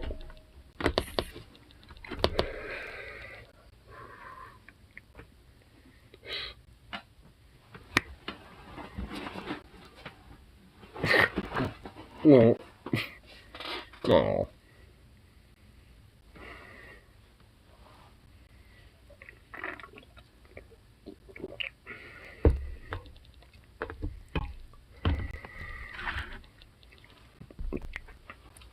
Surely you can't do anything to change the likes of an act to say legislator. You should be focused on the actual damage she could do. That makes sorry, just more legitimate. Well, I'm not. Well, no shit. I mean, the thing is though, like in a way she could, because then she can easily influence and just embolden and also lobby and bribe. Like, she wouldn't necessarily have to do anything by just, trying to sign something, with a pen and forcing, some sort of, like, act through or some shit. Like, she could just do shit behind the scenes with, like, fucking shadowy backroom deals and shit like that. It wouldn't necessarily have to be, like, out in the open type of shit. Because these people are fucking con men and they're criminal gangsters and they're a bunch of thugs. They'll do anything to hold their power and shit, and that means making shadowy backroom news of people to influence a certain outcome and shit. They'll definitely do it. I mean, if that includes, people, bribing certain people under, the Secretary of State, maybe, if they can't really necessarily do that, the Secretary of State themselves, they can at least, try to fuck with it from, underneath. And they certainly will try. So it's like, I mean, the GOP and the far right are known for, like, doing cutthroat shit like that. So it won't behoove me for someone like her to at least try to use a lot of dark money to do things like that. Obviously, I necessarily wouldn't be able to be proven unless you did investigations, and I highly doubt that would ever happen. So, it would just be kind of like hearsay shit at that point, but, I mean, obviously there's plenty of other shit that is very legitimate, to the actual damage outside of that anyway. Because, as governor, you have a lot of other powers anyway outside of that, and especially when it comes to upholding a lot of, right-wing judges, and basically having, like, a whole, like, right-wing kangaroo court within Oregon, being able to have an ability to appoint in various different agencies, and pretty much have those same people just, like, gut the shit out of them. Like, there's a lot of other very strong, manageable, elements of damage that, can happen. I'm saying there's also more shadowy backroom shit that they also are very capable of doing, too.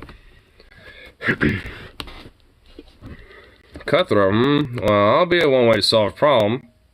Oh, I'll be a little messy. Yeah, a little bit. It's unlikely to have a majority state legislator. Well, in Oregon, definitely not. I mean, she can at least influence, probably moderate centrist types. But I don't know how well she would be able to do that.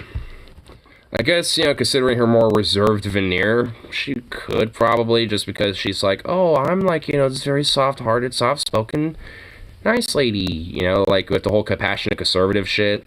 Like, she could just throw that out. So, I don't know. If it wasn't for the whole spoiler effect, the likelihood of her being in power just would just be like, who cares at that point? But unfortunately, well, this bitch might. So it's like, fuck, what the hell? All I know is that, like, Oregon will definitely see a lot of aggressive shit and a lot of reversals, of this type of thing. As argues against Kotek instead for Johnson. Johnson simply isn't going to win with around 18% of support. Because, I don't know, they don't, because of tribalism, basically. I guarantee you there's probably, like, one or two things they don't like about Drazen. They're like, too far from me. So they like Johnson as, like, that centrist, like, middle line, middle ground type of thing that they like. Because they're just people who are legitimately like, I want the middle ground. And, and they found one that might possibly, be just on the virtue of them being at least statewide, noticed enough, they're like, oh, cool, I want this one. But really, like, what the fuck is it going to do when you barely got support anyway as it is? Outside of just to be the spoiler effect. Way closer to Drazen and Kotek. I mean, to these people's minds, just because she happens to be independent, that is a centrist in their minds. Like, that's why I said tribalist, because in a lot of ways, policy really does not mean a lot to these people. Aside of just basically just keeping the fucking status quo as is. Disagree on abortion. And frankly, that's probably why those 18 people support Johnson. It's because of that.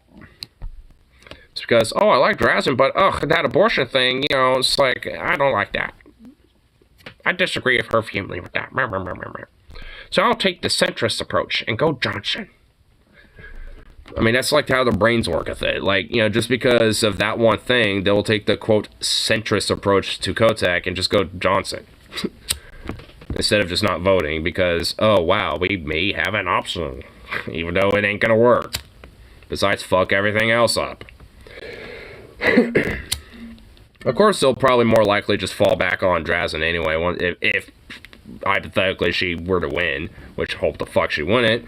And I feel like it's still not really a strong likelihood, but it's entirely possible, to steal, the quote of Joe Rogan.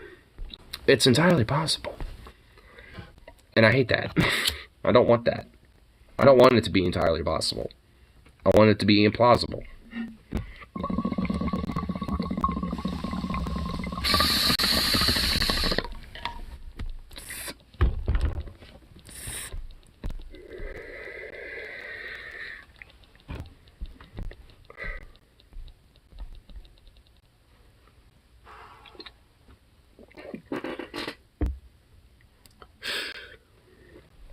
Oh, sleepy boy.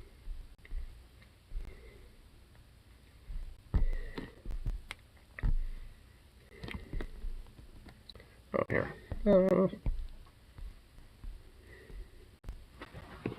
Pull some tunage up.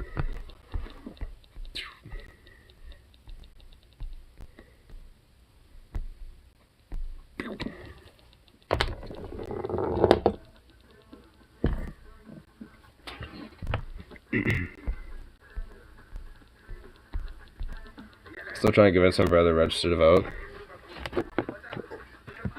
He doesn't really strike me as someone who's, like, politically aware enough to really care, though. I still see him come through the store every now and then. He needs to pop by and say what's up to me more often. But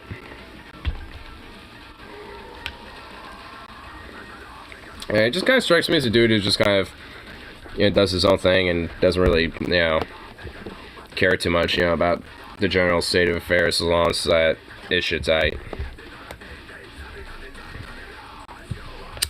Which honestly tends to be just most people.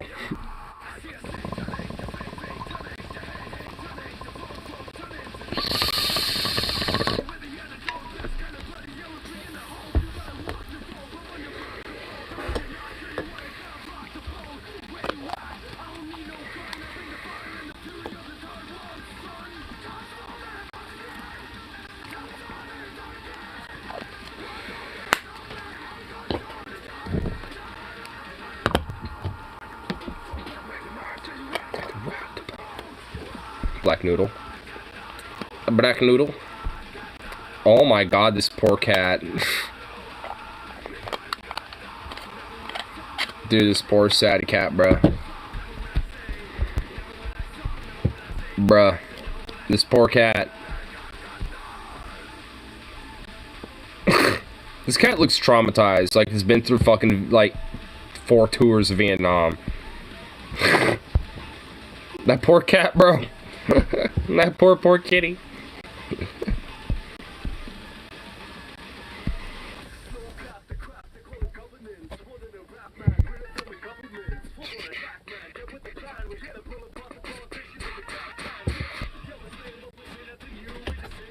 Here, I'm gonna go on and pull good old Reddit. See what's going on over there. See what's going on, Paul Nash,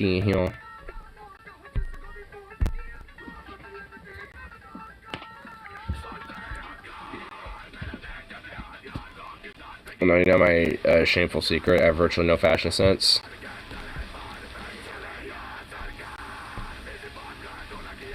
What, Looney Tunes? Dude, you're wearing a leather jacket and Looney Tunes. That's actually kind of fucking dope, bro.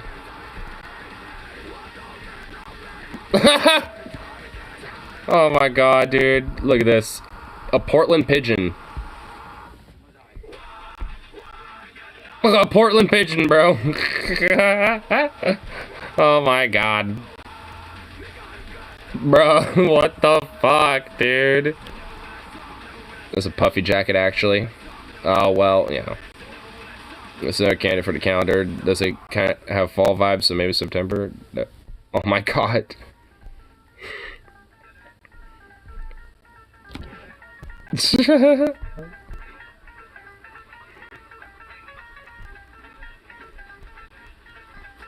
What?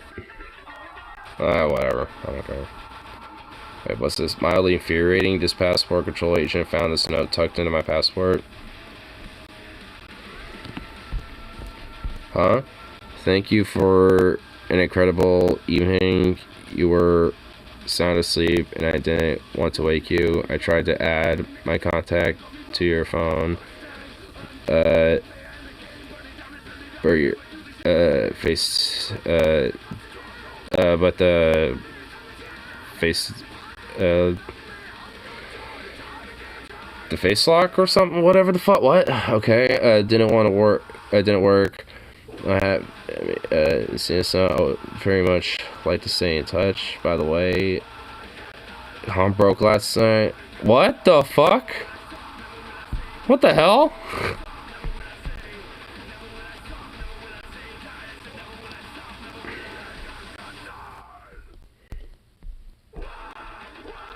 The person likes to write my mom. Are you sure the mom to write the note? Oh my god. Dude, what the fuck is this type of note, dude? Oh, sir, oh my god, it was like shit is the Reddit site itself. Yep. Sick of everyone's shit. What? Oh my god, this has been kind of a meme. Here, fixed it. Oh my god. Oh my god, so there's a meme basically that like Kalashnikov USA essentially like stopped giving a fuck about, I guess, their product quality control, because I dead ass not shit you not, this chick right here, I don't know what her name is, but apparently she's a porn star and they've been using her to just like push their like product or whatever the fuck, which is, you know, their guns or whatever. But it's a 7.62 literally like horribly photoshopped over it, but that's actually a 7.62 gun with a 5.45 mag in it, which doesn't work at all, and anyone with 2 neurons understand that that's dumb as fuck. And also, this AK doesn't even have a pistol grip, and it has a fucking Car 98K buttstock on it. How in the fuck does that work? I don't even know.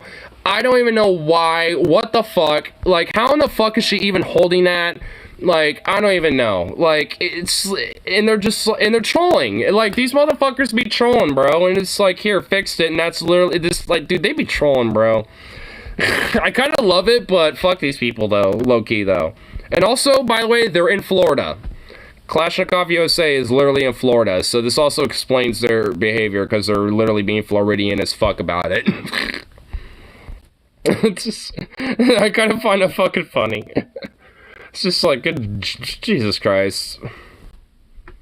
It's like, yeah, oh, we're being called out because, you know, we're basically just don't care about quality control or anything like that. Especially when it comes to things like firearms, that's very fucking important. And they're just like, yeah, that's just for our porn stars in front of our fucking stuff. And, you know, a bunch of Floridians will love it because titty. It's like, what the fuck? Titty, yeah, that's right. People gonna love that. They'll buy our shit for sure after that. Cause titty. It's like, sure, titty nice, but like it's no. I don't like if I'm looking at one thing that makes boom booms, I don't care about titty. So it's just like that need not be, you know, in product placement, but yep, that's who they are now, I guess. But what else is going on with this fun stuff? Wait, what's this? The U.S. government made an anti-fascist film in 1943, still relevant 79 years later. Well, hey, Sonny, let's see what this is.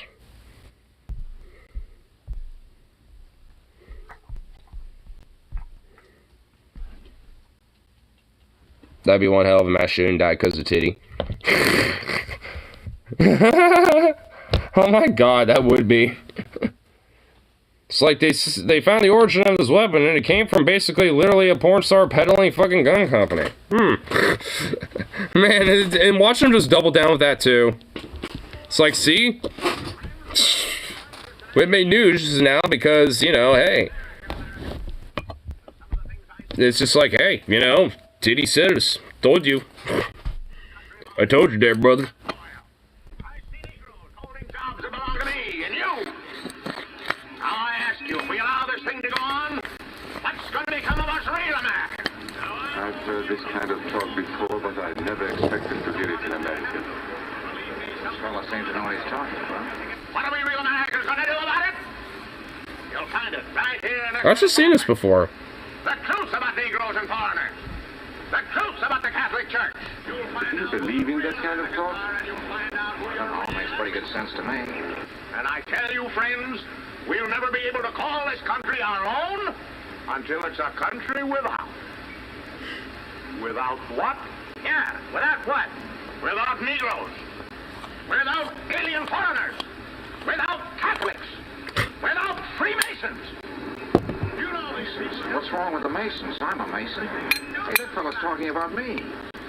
And that makes a difference, doesn't it? These are your enemies. These are the people who are trying to take over our country. Now you know them. You know what they stand for. And it's up to you and me to fight them. Fight them and destroy them before they destroy us.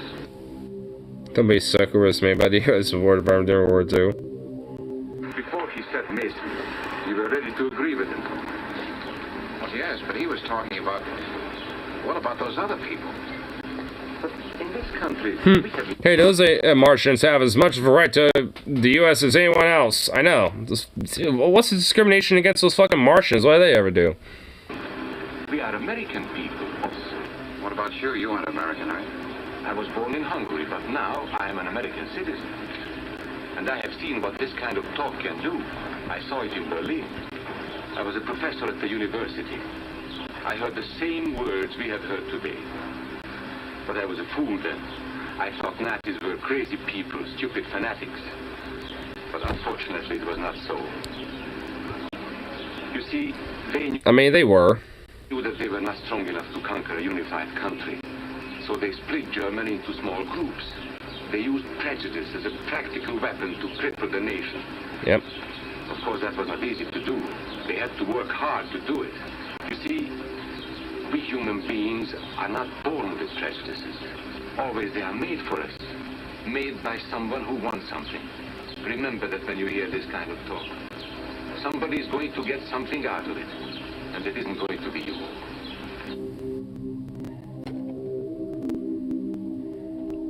Went viral after violence broke out at a white supremacist rally in Virginia. We must judge each man as an individual Is this Einstein? and not by the color of his skin or his eyes or by the length of his nose. And remember that there is no master race. That is a scientific truth. Anyone who tells you otherwise is lying. The essay. Back in the day. Yeah, I mean, honestly, pretty much like all that. I mean, obviously, it's still prevalent to this day. Martians with free guns. Go ahead, see what happens. At this point, the state should be called what it is. Yeah. Or, at this point, the state should be called law. Law? What was this? The line about if an adult should take time off work really was right. When should your child stay at home? What? Huh? That's an I. At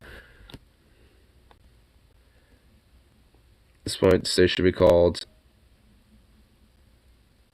IA. Or just I. When assessing whether or not to send your child to school or not, consider whether an adult would take a day off from work in a similar situation. First, consider the school's policy for a child to be off for 48 hours.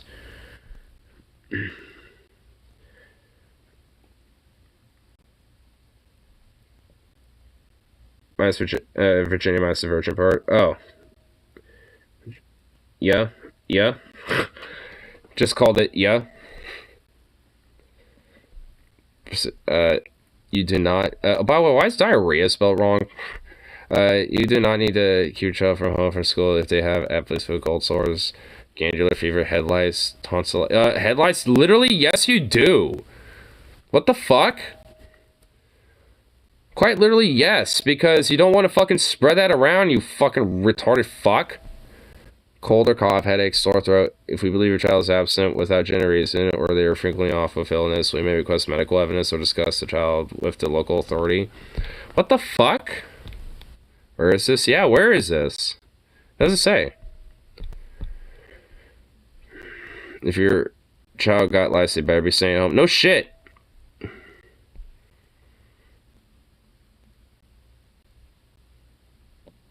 Because Farrell's like this. No shit. Where the fuck is this? Does it say anywhere at all? Hold on. Oh, I just saw it was cold. I'm sorry. It's sent my child in and infected the whole class of coronavirus. We're still supposed to send him home to school of cold.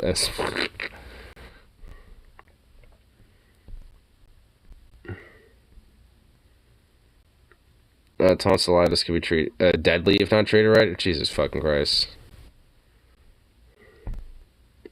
It doesn't say, but Jesus Christ. Like, anywhere that is doing that, frankly, it needs to be illegal, and fuck them. They're pieces of shit. Whoa. Europa, dude. Whoa. Europa. Look at all, like, the cracks and shit in its ice. Like, all that fresh, like, those fresh cracks in the ice and shit, dude. Because of Jupiter pulling on it all the time. Fucking lit.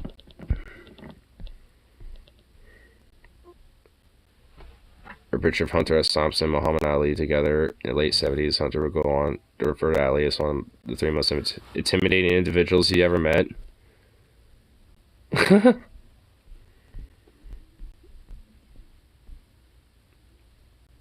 What's this? Absolute units. I don't know if it's spliced, but it's a unit of a sub got craft yesterday. Oh my god, look at that sub. Whew. That is a fucking insane sub, dude. Oh my god. Dude, it's so perfectly stacked, too. Oh my god, that is beautiful.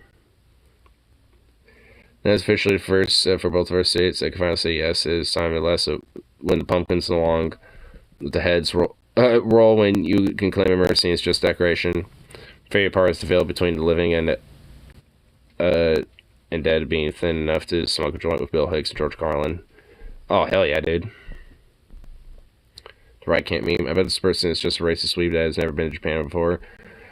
Homogenous society, hardworking people, low crime rates, incredible cities, conservative culture that sticks to its roots while making innovations, incredible humble people, amazing cuisine.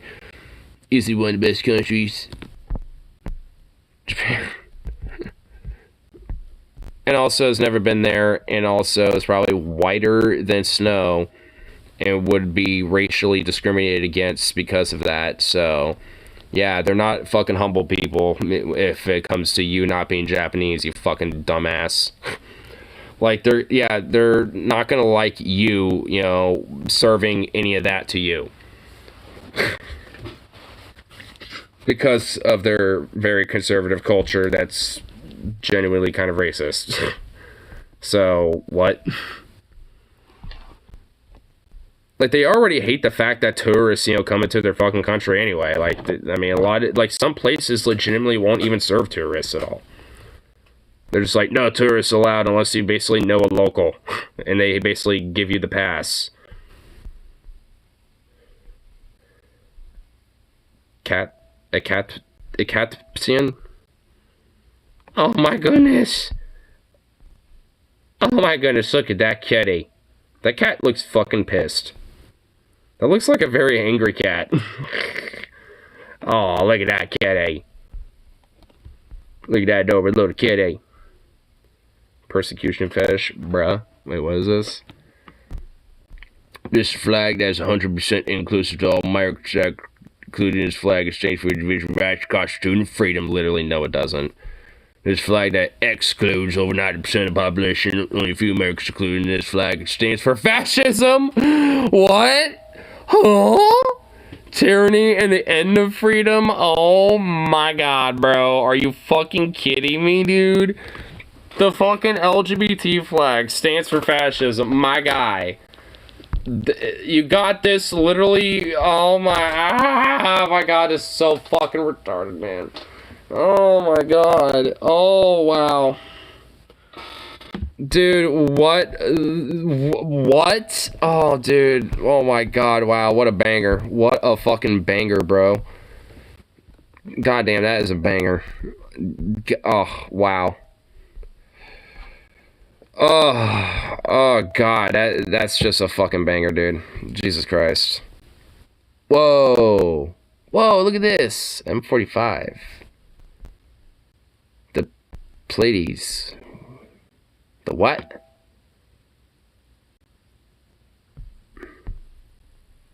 Whoa. Whoa. Well, look at what's going on right there. What's going on right there? What are those two little suckers doing right there? Whoa. That's crazy.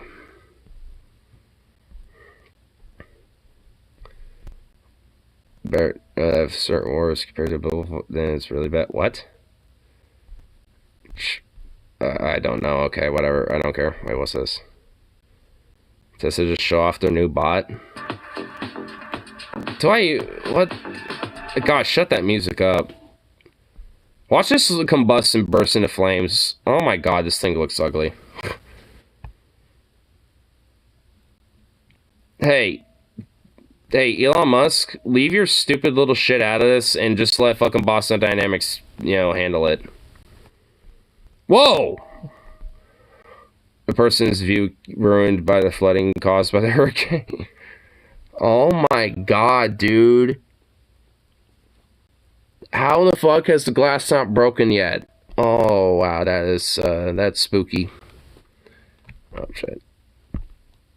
Closest I've had to paranormal shit happens to me is it's happened in my way when I was. Bot, he visions the crowd. Dude, I kind of hope that. I wish that bot did do that. Oh, rip puppy. When you're a wildlife photographer and the goal of the blend of surroundings so that you don't scare the animals. Oh, this meerkat just chilling on his head. Oh my goodness! Oh, look at these little guys. Oh, I love meerkats. They're so cute. The Oregon Zoo used to have these, but they don't anymore. Oh my god, look at them all. Oh my goodness, there's so many of them. No.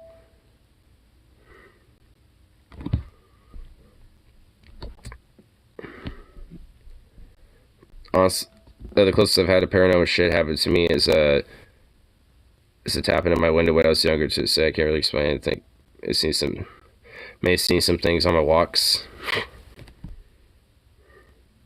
Oh, was that actually another one? Oh, I've had people in one of my friend groups claim to have experienced the paranormal. I haven't, and it makes me feel left out. I told to use a Ouija board, but I want it to happen naturally.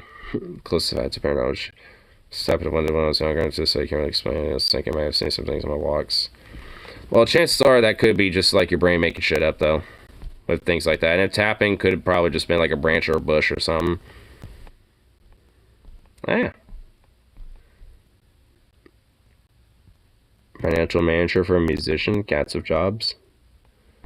Aww. That's adorable.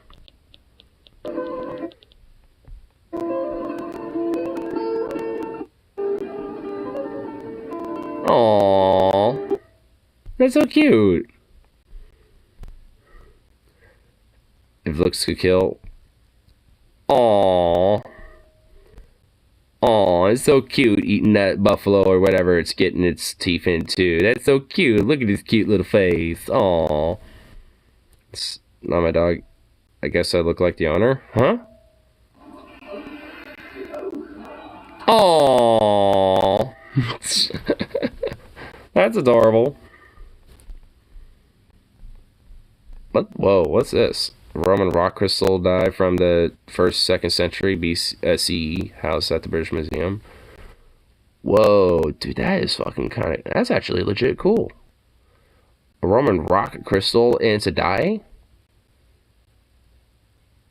Man, we've been rolling these fucking things for that. Oh my god, we've been rolling dice for a long time. Okay, blah blah blah blah. First AK, ZPAV 85.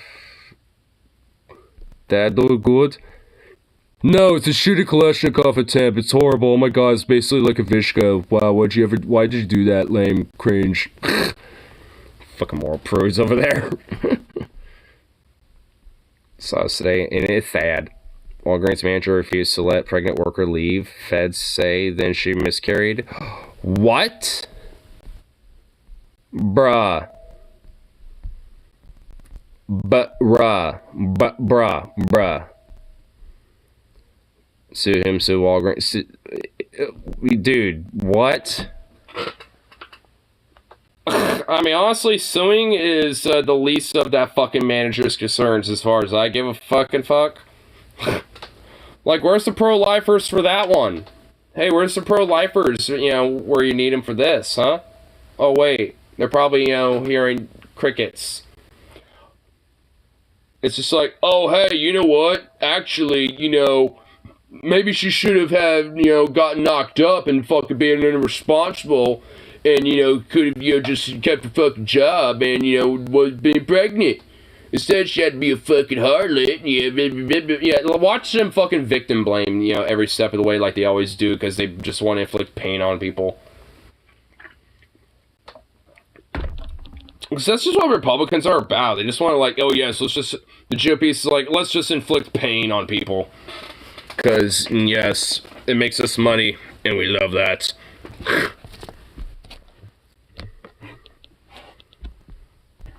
Do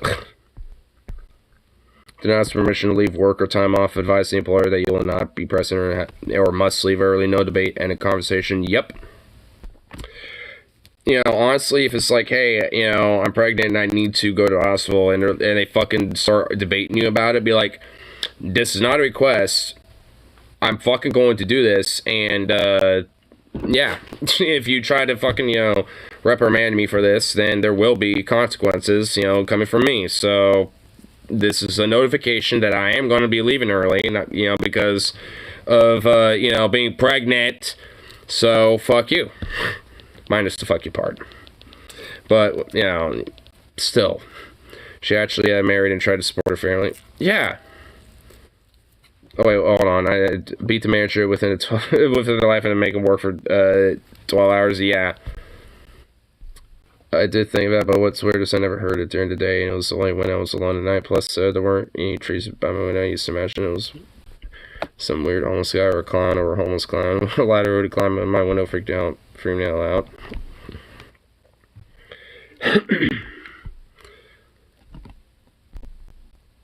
Actually, yeah, people are okay being doormat, and it's amazing on the internet. Everyone's acting like growing up demands respect when it comes to our, they're all just like, I didn't pee my events because Jerry told me I couldn't go. Wait, for real though. Animals being derps. Oh my god, that's a fucking derp. Porcupine. A porcupet. Smacking his lips while eating a...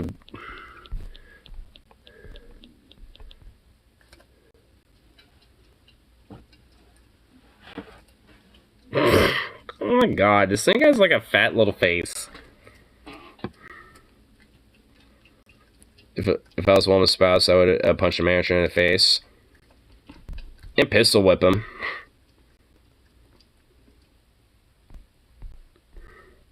And just have like a bunch of these porcupets that are hungry as fuck, you know, just throw them in a pit with them. There's a Russian airstrike on Idlib. Just across a refugee camp. Whoa.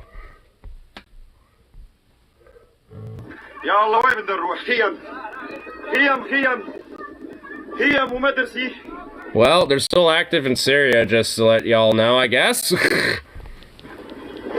And I guess they're, you know, accidentally, you know, hitting their refugee camps.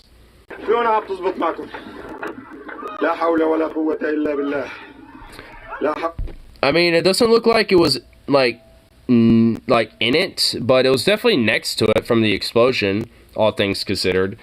So it doesn't look like anyone was hurt, but still, like, I mean, it says just across the refugee camp, so it wasn't like in it necessarily. Is there any like maybe follow up in here? Are they just trying to piss everyone off? Not yet. They gotta drop a nuke soon to piss off the remaining 4 allies they have, and then it'll get it. Then it'll be everyone. Yeah, pretty much. Don't give them ideas. We're positive their nukes actually were. Wait, what? Who? What? Yeah. They ran out of guided bombs, probably aimed at a school in Ukraine native refugees. God damn it! Not comrade. Those are Syrian Nazis. Nazis?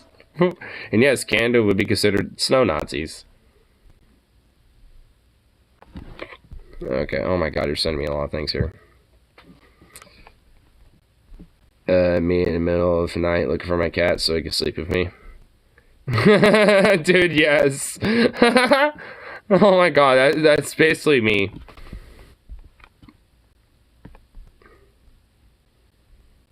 Kirk. And then a good old Michael Myers, which is obviously, you know, the original origin is essentially just, you know, a Captain Kirk mask. Base. Breaking the rules like a boss. For sale, do not sit. And a cat sitting. Base. A base kitty. A kitty, that is indeed a base. And a rebel. What a little rebel. Not a cult. Oh my god! What the fuck is going on here, dude? What? A store open? Ask about free gift inside? Oh my god, holy shit. This is hard to process. Oh my fucking god. Hold on. I need a drink. Holy shit. I actually need, like, a really strong gulp of alcohol for this. Holy fuck. We need to, like, look at every sign and just dissect this. Like, oh my god, what the fuck? Okay, yeah, we need to dissect this. Holy shit, this is insane. I am just seeing new things every time I look at that. Holy god damn, dude. Bruh. What is this, man? Okay, let's just go from the top. Wait, what is this? Freedom. A freedom flag. A don't tread on me flag, I'm assuming. Trump Town. Is this literally the name of this place? I swear to God, if they name oh God, that's just some Trump flag. Free gift inside. Ask about free gift. Yeah. Trump Nation. Oh my god. Celebrating 10-year... What? Wait, what? Let's go Brandon flag. Just an amalgamation... Oh, wait, what? Is that a Ukrainian American flag? That is a... There's an American flag that is, like, diagonally also a Ukrainian flag. So they're pro-Ukrainian here? Oh my god, this is in Virginia. Youngkin. Oh my god, dude. Fuck Joe Biden. Biden sucks. Rittenhouse is welcome in our town. Oh my god. Yep, terrorists are what the fuck is over here? Jesus is my savior. Trump is my president. Oh my god. Bruh. Farmers for Trump. Oh my god.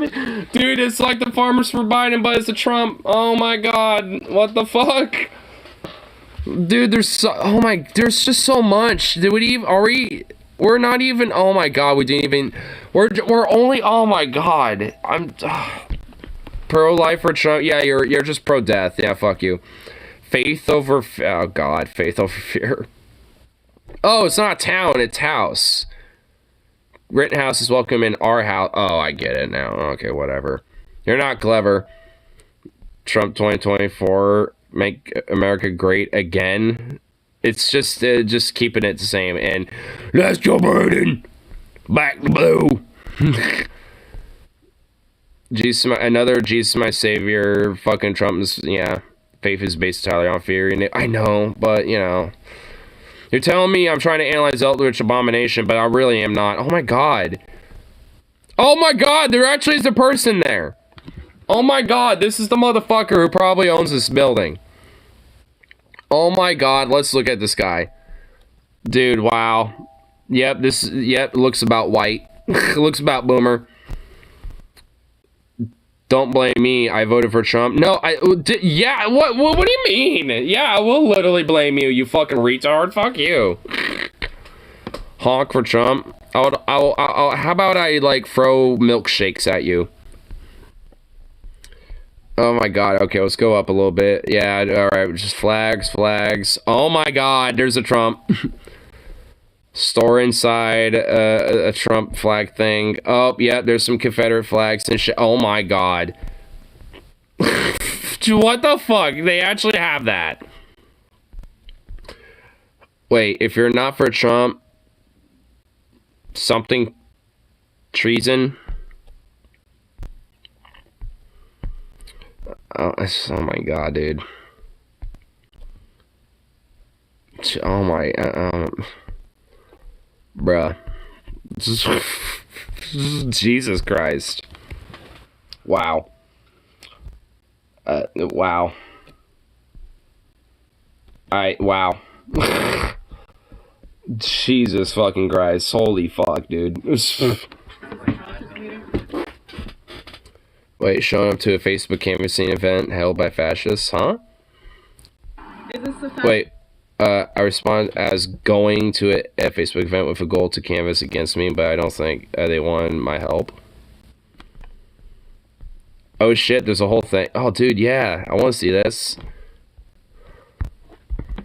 some donuts? I can't eat donuts. Oh, but it's for the canvassers. I'm really appreciative that you're here to No, sure, okay. canvas No for problem. me. I'm not canvassing. Thank you. Oh, okay. So, how about you? Hey, I brought you some donuts. Thank you for canvassing for me. Here. I brought you some donuts. I can't be on camera. I'm sorry.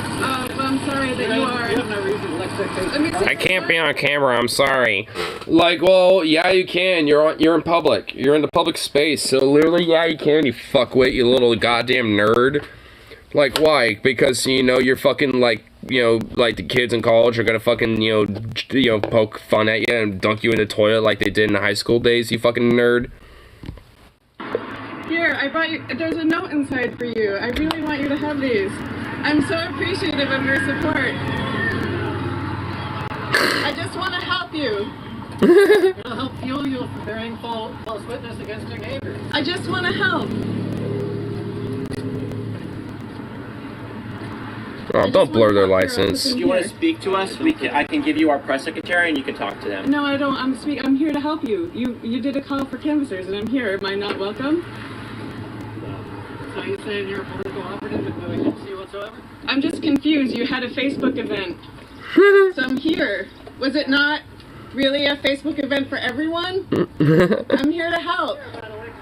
I like how this little nerd keeps trying to walk away. There's not really many people canvassing, there's like fuck all. Okay, I'll just wait here. Yeah, oh my god, he's like trying to like get the fuck out. What's a canvasser? Like someone who's like canvassing, like they're going either like door to door or sitting on the side of the road with like their signs and shit, you know, shit like that. Will you take the donuts? Yeah. I just want to thank the canvassers for coming. Yeah, have fun. All right, I'll just wait. Somebody will take. I just wanted to say thank you. You gotta eat. It has some information inside. Here. Come on, There's some it's fine. Boston I'm hungry. cream. Water.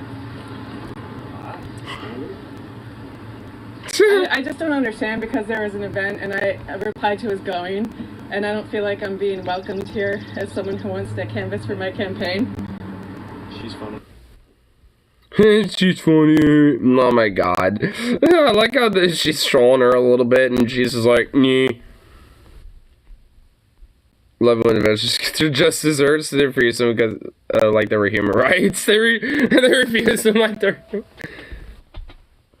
But they didn't get their desserts. They refused the donuts. That's true. Yeah, they didn't get their just desserts. They didn't even take the donuts. Because they want to remain anonymous. Marshall Hall and Fashion Science shows who you really... Yeah. Evil frightened cowards. Yep. Because that's what they are. Like, literally that one little nerd just, like, fucking just yeeted. He just, like, I'm out. Bye. Wait, what's this? Choose their team name? What? I don't even care. Just give it this. Alright, well, no, that says this, but I don't care.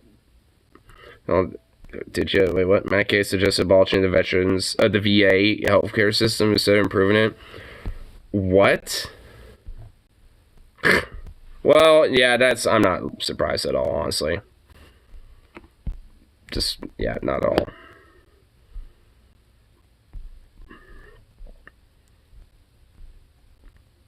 Rabbit fox is just nightmare fuel. A rabbit fox? Whoa, wait, I want the sound. Give me sound. Give me sound. Where thy sound? Sound! It doesn't want to give me sound? Fuck you! How hard is it to give me sound, bitch? Seriously? I want the sound. I can't even pause it either. Bruh. What the fuck? The what? It like popped up for a second. What the hell?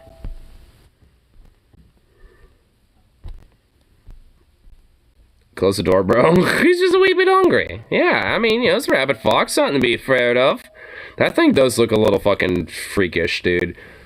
Like, if it's a rabbit animal, there's literally nothing you can do about it besides just grab the gun. Like, unironically, like, seriously. Like, if you see a rabbit animal, that is pretty much the best thing you can do for it.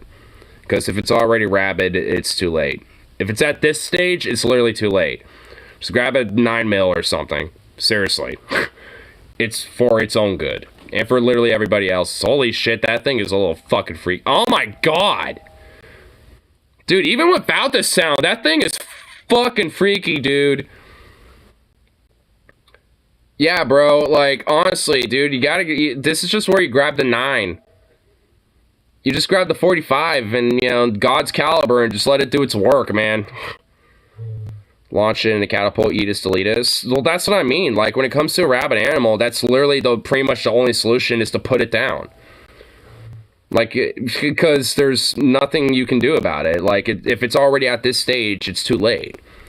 Even if it is, you know, bitten by another rabbit animal, at that point, it's pretty much also, you know, likely to be too late at that rate. Unless you essentially immediately treat that. I mean, for a human, you know, it's like a couple-day period and shit. But, you know, essentially, if you get bit, you want to immediately go to hospital and shit. I mean, for rabies, you don't want to fuck with that.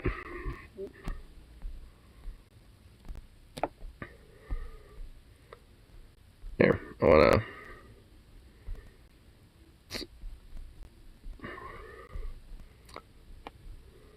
Let's see. You know what? I haven't seen any public freakout stuff. You know what? I'm going to directly search you. What we got here? Office casually drops an active shooter from 100 in a single shot. Officer casually drops an active shooter from 183 yards in a single shot. Really? Okay, that's very loud.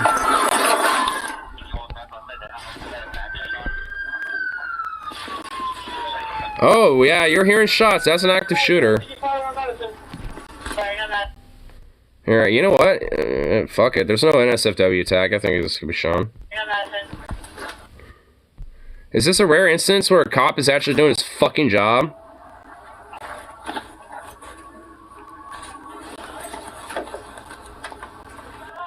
Alright, be reloaded. Reloaded. Are those shots coming from the outside? I don't know. X-ray 316, shot fired, suspects down. Damn. Don't fuck with that pig on a bad day.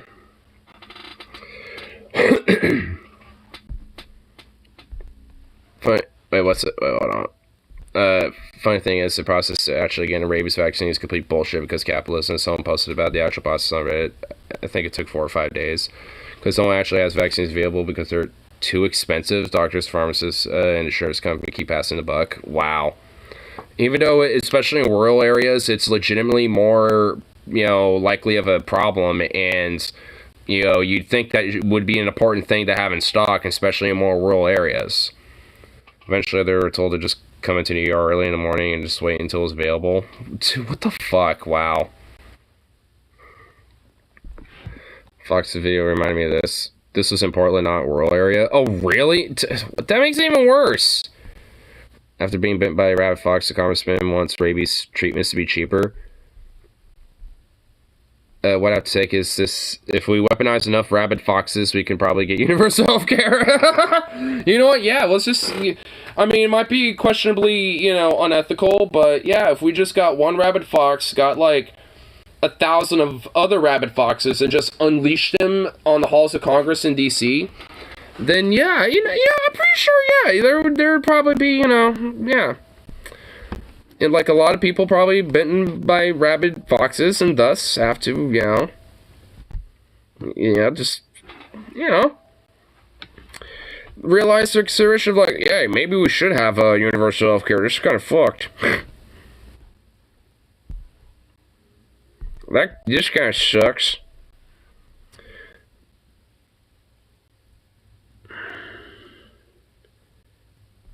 Wait, what?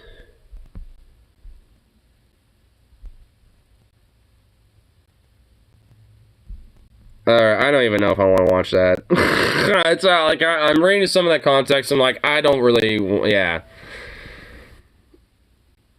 No, wait, what? Okay, I'll watch this though. What the fuck? Karen demands that the neighbor puts a leash in his dog in his own fenced yard. Bruh. Oh my god! Yo, really? Okay, what the fuck? And get yourself help. Yeah, I will. You need it. I'll get fucking help. I'm getting rid of my fucking stupid, crazy neighbor. Oh, get your dog away from mine. This is my yard, you stupid fucking bitch. No, your dog is about to be on a leash. Really? He's standing in my fucking yard. Yeah, and also, hey, you dumb cunt. Why don't you put your dog on a leash, you fucking bitch? Dude, I'd be spit mad like this guy. Like, yeah, like, go fuck yourself, bitch. And those two dogs look like they want to play with each other. Like, they look like they're just kind of checking each other out and being like, hey, what's up, bro? Hey, what's up, bro? Like, those two dogs are probably like, well, the neighbors are yelling again. On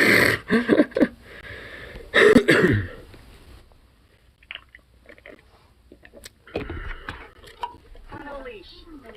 Come on, Aiden, let's go. Yeah, Aiden, take your barking bitch ass in the fucking house. You know what? What's your language? Oh no, it looks like that dog actually is like, I'll fuck you up, you big little mutt. Like, okay, so you just have a dumb bitch Karen who's just like got a yapper for a dog. That should be kicked like a fucking football. Fucking one.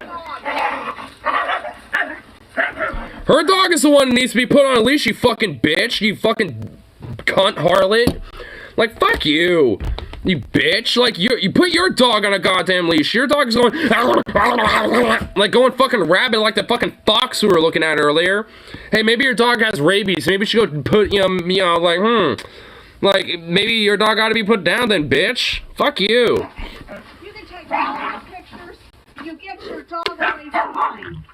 Shut the fuck up. Your dog is not even on a leash. You're right. Shut the fuck up. Put your dog on a leash, bitch. Because he ain't doing shit in my yard. Oh, you know what? He has to be on a leash, according to my vet. According to mine, that? Okay, actually, what? Look how my dog is... My vet. Look how my dog is being, you stupid bitch. You know what? Your dog is barking, acting a fool. My dog is wagging his tail. This is our fucking yard. I don't care what you say.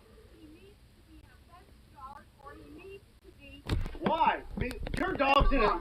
You're the one that needs a fenced yard. Your dog be attacking people. Oh, yes, not Bubba fucking loves everybody, except bitches like you. And your dog shouldn't have an owner like you. Well, guess what? He has somebody that protects him. Oh, good. So you fuck with my dog, you fuck with me. What? Amen to that. No, fuck this stupid bitch. Dude, oh my god, the other neighbor's coming out being like, calm down, dude. Oh my god, I'd be the same way. I'd be like, what the fuck do you want? No, shut up. Mind your business. I got some shit settled with my other fucking neighbor. Like, come back to me when I've settled down, motherfucker. Like, you can talk to me about my shit later. Like, you know, like, that's what I would be like. You know, it's like, if you take offense to any of that shit, take it with me in like an hour or two. No fucking with Bubba. No fucking with Bubba. Dude, I would give Bubba, like, the biggest little snack ever, bro. I'd give him a T-bone steak, you know, for being a sweet boy. Like, dude, Bubba and Zukov would get along so well, dude. Like, I mean, they would be sweet boys together. I mean, it's like, goodness gracious. And that fucking cretinous bitch wants to be like, oh my god, put you on a leash, and her dog is being a ravenous fucking, like, feral one to attack everything in sight. It's like, good lord. It's like, I mean, for real, though, if you fuck my dog, you fuck with me. Like, seriously. Oh, man, dude, you know, and that, it makes me really fucking, you know, really wish that, you know, son of a bitch that, you know, was getting at me. He's like, your dog is not a service dog, like, that little fucking bitch. Like, oh, my God, I wish he fucking really, you know, came at me a third time, because holy fuck, I'd had a lip with him. Oh. Honestly, I've seen him in the store a few times after that, and he's seen me too behind the counter, so he knows I work there. If he even remembers me. Like little dogs. Because they're petite and cute, and aesthetically I want one because it's adorable and I can make it like my little baby. It's mostly for like wine moms that still wish they had the innocence of their little baby child, and they have these little dogs essentially as their way of having that. Like, honestly, legitimately, that's a lot of the case, and it's kind of fucked up. Do I want to keep scrolling down? A different kind of consequence for texting and driving happened in New York City. I'm gonna pull the screen off just a little bit. What's this? Whoa! This guy's being held at gunpoint.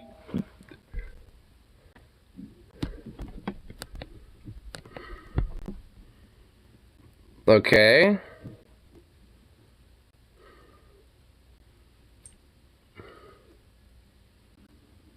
Okay, so he stopped.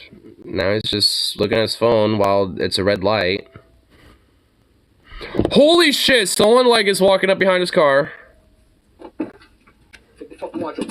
Hurry up! Take it off! Whoa. Oh shit. Oh no, my Bluetooth died. Oh fuck. Right when it was about to, like, oh shit, dude. Oh, fuck me, bro. God damn it. Ah! Oh, come on. Turn back on, fucker. Okay, there we go. Jesus. Take it off! Hurry up! Take it off! Take the watch off! I'll kill you, motherfucker! Okay. Right! Okay. Okay, hold on. Alright, I'm muting for a second.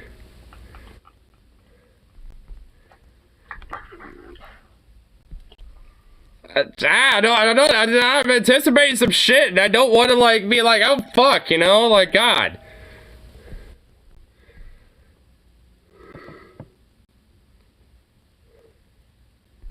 Oh, okay.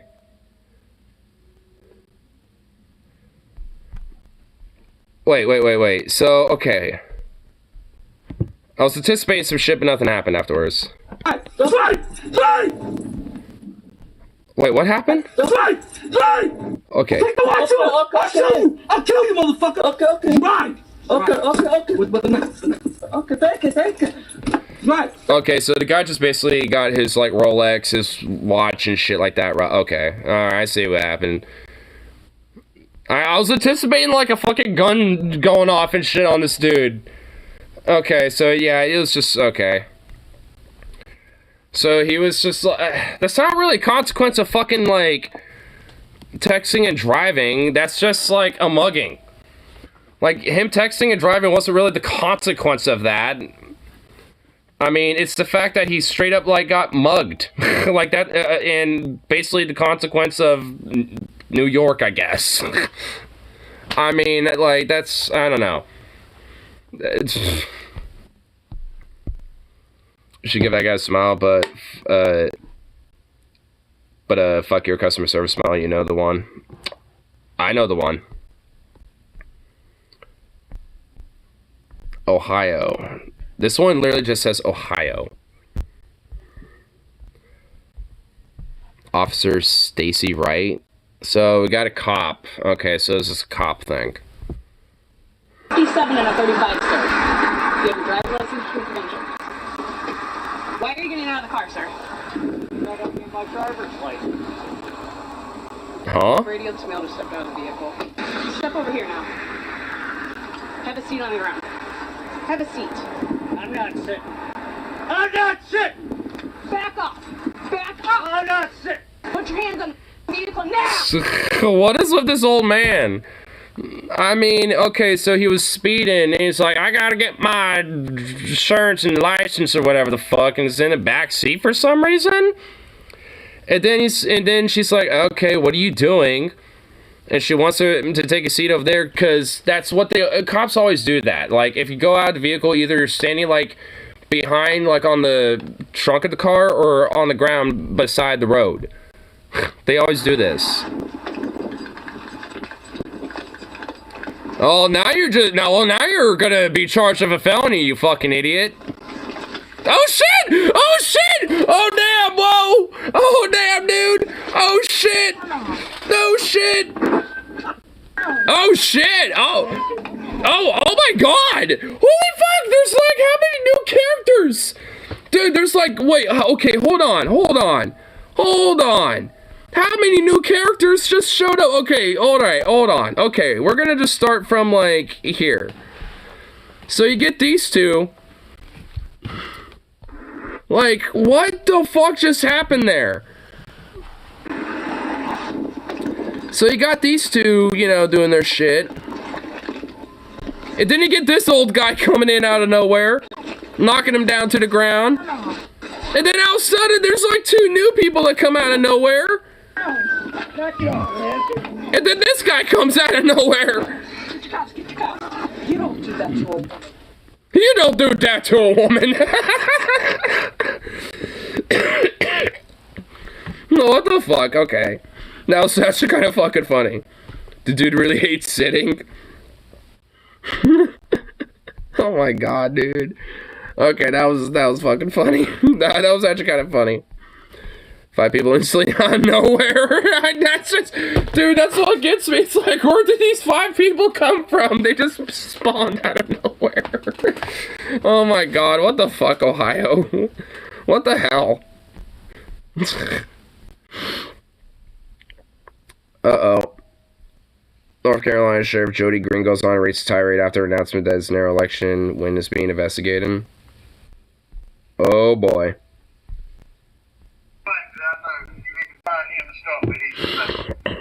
If I had to fire him, mother out, guess what?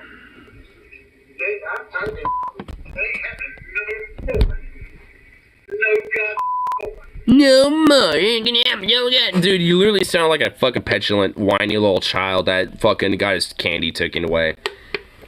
Of Columbus County Sheriff Jody Green. He won his seat by 34 votes in an election that was so highly contested he'd been temporarily removed from office while officials settled the election disputes. That was the setting the night Green called Acting Sheriff Jason Souls, saying their office had a snitch. Immediately after being appointed the interim sheriff, started to get a lot of phone calls from Jody late at night. And this one particular phone call that we received, he made the comment that he hated Democrats. And then he said, I take that Them back. goddamn Democrats. I hate a black Democrat. And I knew right then, I was like, wow, This is coming from the sheriff, and I had to start recording those conversations. Former Sheriff Lewis Hatcher was the first African American ever to serve as sheriff in Columbus County. Green says on the call he's specifically concerned that people in his office are leaking information to Hatcher and Melvin Campbell, another African American officer Green fired shortly after taking office. Tomorrow's gonna be a new day. I'm still the brother sheriff, and when I'll go there and find my guy, black bastards. They think I'm scared? That's stupid. It gets worse. Yeah, I think you are scared, bitch, you little pussy, because you sound like a scared little fucking petulant child that lost his candy that's scared of the consequences that are going to happen for your mommy that's going to give you the punishment and a spanking. Explains that he's getting phone records from Verizon to trace anyone in his office who's called Campbell or Hatcher. He lets... Sounds like, honestly, this might actually ruin him and not be able to fucking be sheriff, and frankly, good. Fuck you, you racist little Nazi. You fucking Gestapian little prick. Campbell's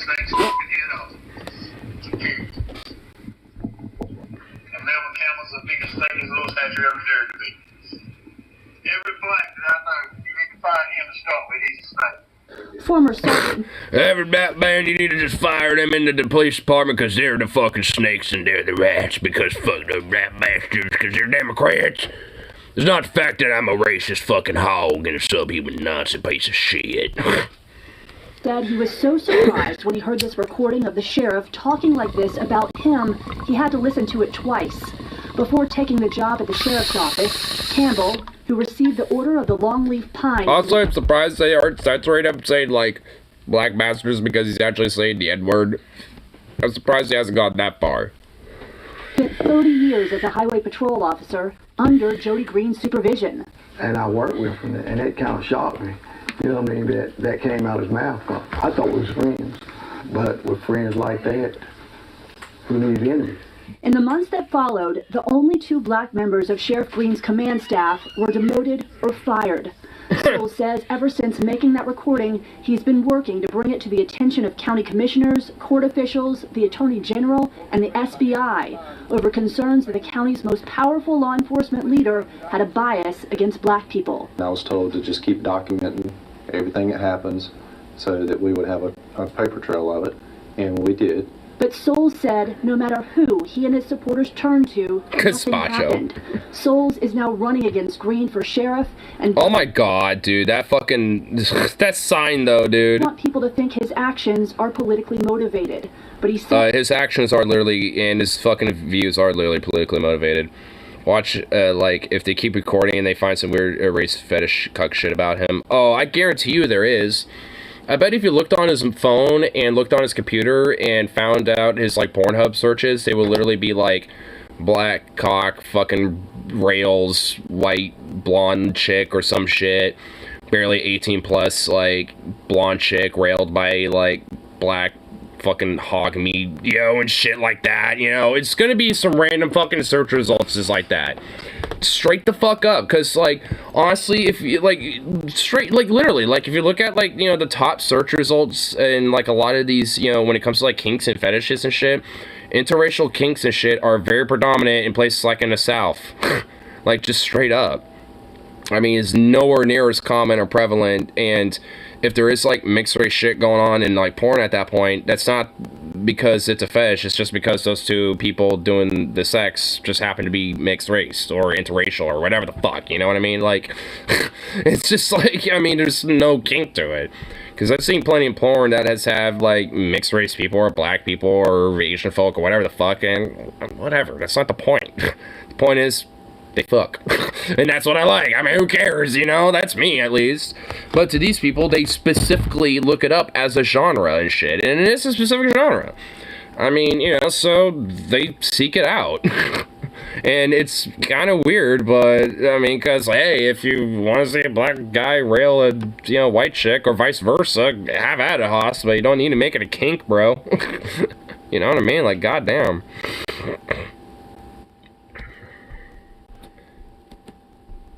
Jesus Christ. A 27-year-old Palm Coast resident faces charges of kidnapping and using a minor as a human shield. Is this one of the instances of, like, cops, like, that arrive at a kidnapping and don't shoot the fucking kidnapped victim, too? because they're basically within like this week, like with this week alone, I've heard about at least like 3 separate stories about a kidnapping where cops are involved, and they also have killed the person who was kidnapped. So is this like a rare instance where they don't do that? I could get into a white guy and a black girl, not so much the other way around. See, like, for me, I don't really care. Like, I mean, it's whatever to me. Like, you know, it's like, I mean, people got the preferences, so it's whatever, but, you know, for me, it don't matter. There, let's see this. Well, that's loud. Fucking hell.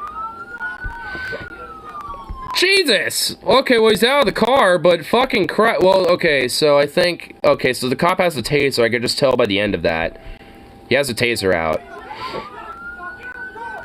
Why do they have a K9 unit? Okay, these cops are not being smart. I mean, one of them is because he has a taser, but Jesus Christ, if you shoot that wrong, I mean... Oh, he got tased! Why? Why? Oh, baby's got. Oh, K9 on him. Okay. You know what? Alright, that was quick and actually kind of... wow, alright. You know what? I'm actually kind of impressed with that. That was a very short time frame and quick.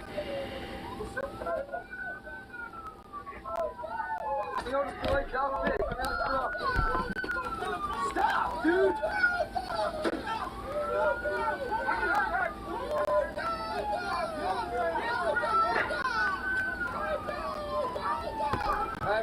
Obviously, the kid doesn't really know what's going on, but hey, the kid's fine at least. I mean, the kid seemed, obviously, it's just like, Dada, no, you know, because kid don't know, but, I mean, hey, you know, like, kid's safe. Doesn't seem like he's, like, obviously distressed, but not, like, you know, hurt, you know, and shit. So that's actually, you know, this is a rare time where they dealt with a kidnapping in a way that's actually efficient and good. Wow. A rare time where I can actually, like, credit them for doing their fucking job. I mean, but for fuck's sake, arrest the dude already. You don't have to have the canines be suck on him, like, you know, for, like, what, 2 fucking minutes or whatever? Like, when he got under the car, you could have easily just had another cop, like, right there, and just like, alright, come here, you son of a bitch. Grab him by his shirt and arrest him there. Like, you know, you don't need the canine to, like, you know, rip his leg off, you know, for every chance he can. Which, frankly, would traumatize the kid even further. So, I mean, while they did at least make sure the kid was safe, I mean, fuck up for, like, traumatizing the kid a little further with that. Is that his kid? He kept saying that. Most kidnaps are done by child something. Yeah. I mean, some of the cases I've heard, at least of some of the kidnaps have recently and shit, have pretty much been like that. Or spouse or partner. Do something right, it's like watching the planets align. I know. It's like the planets like aligned that day, I guess. Well, kind of. They aligned enough. They aligned enough to where they did a job, you know, just enough. A cowboy calls a fake tough guy's bluff. Ooh, is this gonna be good? You don't know me, but you bitch, get the fuck out of my face, I'm not a bitch, and you ain't gonna fuck me up, you're a pussy. Dude, this old man is like, I ain't a bitch, you ain't gonna fuck me up because you're a pussy. Look at this old guy. Look at him, dude, he's sizing him up, dude. Dude, looking at this old man, I wouldn't fuck with him. I would not fuck with this guy. You can't do me now, you can't do me tomorrow, you can't do me later. I got my hands in my pocket. I bet I can put you to sleep right now. You can't. I bet I can't. You can't. Oh, dude, look at it, dude. This old guy knows, bro. Boy, what did you get? Aw, there ain't no punch or nothing? How do we know if it was a bluff since the video's cut? I know! Both don't want to, which is wise. This cowboy guy started to see the situation for the clerk, though. Took all the attention on himself, hands in his pockets, talking shit, walking away. So the attention, but he did. A clerk saw it, took a dude down a peg. Yeah, a little bit.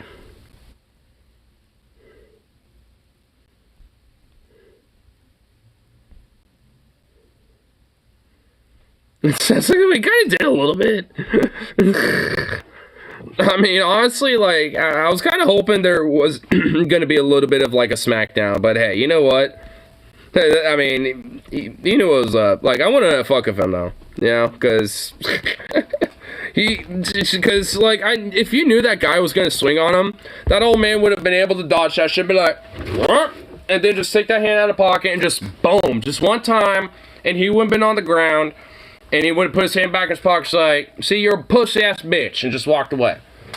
Yeah, it's like, told you don't want to fuck with me.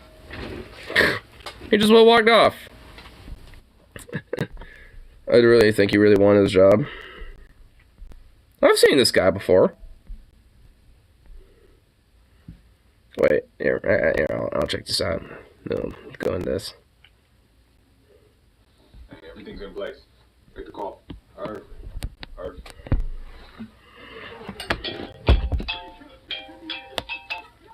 Hello? Listen close. You live on 6354 Boardfish Road. You have a pet iguana. You work at Mystic Bank and you have a net worth of around 14 million, according to our records. You see, we know everything about you, but you know nothing about us. So, the smartest thing for you to do right now...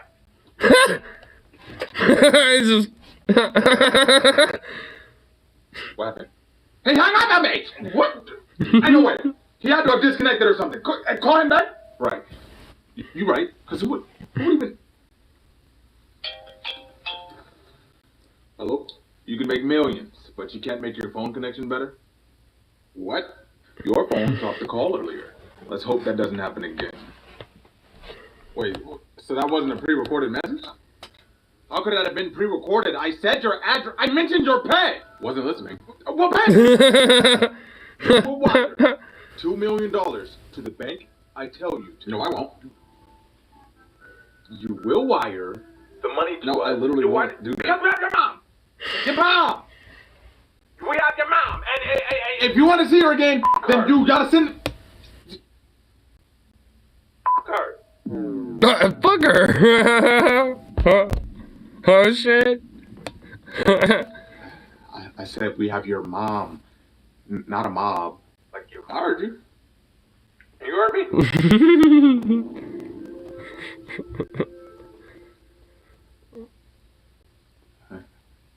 We have your dad, too. Come too. Fuck him too. Your kids. Forgot I had any. How could you? Why are you so callous? Why do you want my money so bad? It's a question. You know what? I'll tell you what I could. Because I am Jeff Bezos. I feel like this is like the embodiment of Jeff Bezos right here. This is Jeff Bezos. $2 million right now, and burn it on camera and send it to you. That good? Matter of fact, I think I got $2 million of it right now. Stand by. Yeah, this is Bezos. Oh, don't.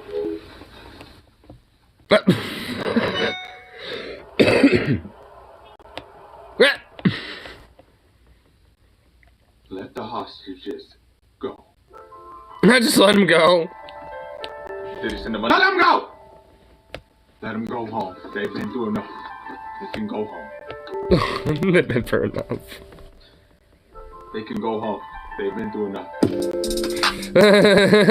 Damn. Shit. I love it. For a job. I don't think he really wanted a job. He's on probation, and a condition of his probation is he has to have gainful employment. He was 22 minutes late for the interview. I said that was fine. He explained that he was on probation and he was a convicted felon. I said that was fine. He said he was a violent offender. I said it was fine. You could tell he's getting kind of frustrated, and you could tell he really didn't want the job. He said he had anger management issues, and I said, that's great. I've got a shovel and the earth. You can take out all your frustrations on the dirt. He said, I don't have reliable transportation. I said, that's fine. We just dock your pay, but we'll pick you up. He said, I'm gay. I said, I don't care. He said, he's a cross-dresser. I said, we had a company uniform. That won't be an issue. He said, man, I really don't want the fucking job. I said, yeah, but I'm offering you the job anyway, so that's a conversation you get to have with your probation officer. I have never seen somebody so disappointed to get a job. He, of course, didn't take it, but he can take that up with his probation officer. Damn. I mean... Well, yeah, I don't think he wanted it. I've just seen that before.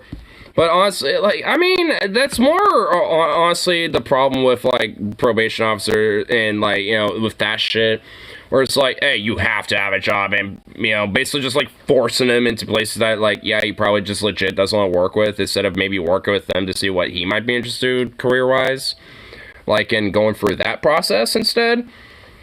He didn't want Taco Bell is that way. Well, the thing is, he didn't apply for it necessarily. His probation officer kind of made him do it. Like, I mean, that's kind of the key part of it, is that his probation officer basically is making him apply for these places. And he doesn't want to, you know, because he probably would rather do a different job, you know, instead of this. You know, which this guy's a landscaper and a contractor, I think, you know, for that he does. He's a... And I like a lot of his content. It's actually pretty nice and pretty cool. And every now and then he shares funny little stories like that. But he's kind of like another like blue collar Joe type that makes like little shorts and shit like that. But yeah, I mean, like I said, it's more of a problem with like, you know, the probation officer and shit, more or less, than, you know, him and the dude who obviously did not want a job. Alaska woman bravely grabs huge possum and removes it from a bar. Oh my god, damn, this is an old lady doing it. I mean, honestly, like, possums aren't really aggressive, though, so, I mean, there's not really much of a problem if, you know, with grabbing a possum. They're not gonna bite you. She don't give a fuck. She's like, yep, I'm just gonna grab this sucker.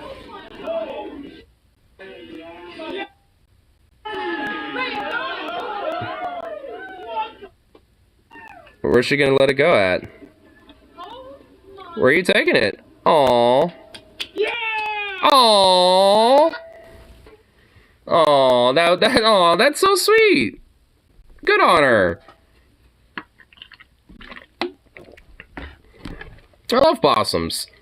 And I love how they cheered. They're like, yay, possum free and innocent, go let go, yeah. And so they were like, oh shit, we don't want a possum, like, you know, fucking up our drinks and shit, no. And this woman's like, I don't give a fuck, I'm just gonna grab it, yoink. And everyone's like, yeah. I don't think they realize that possums, you know, are basically all snarl and no bite. Like, they're not actually gonna harm you or anything, really. Caught cheating at Lake Erie. Oh my god, hold on. Okay, I gotta take the screen down for this one, but I want to see this. You got caught cheating? Oh, okay. It's NSFW because of dead fish. Okay, I see.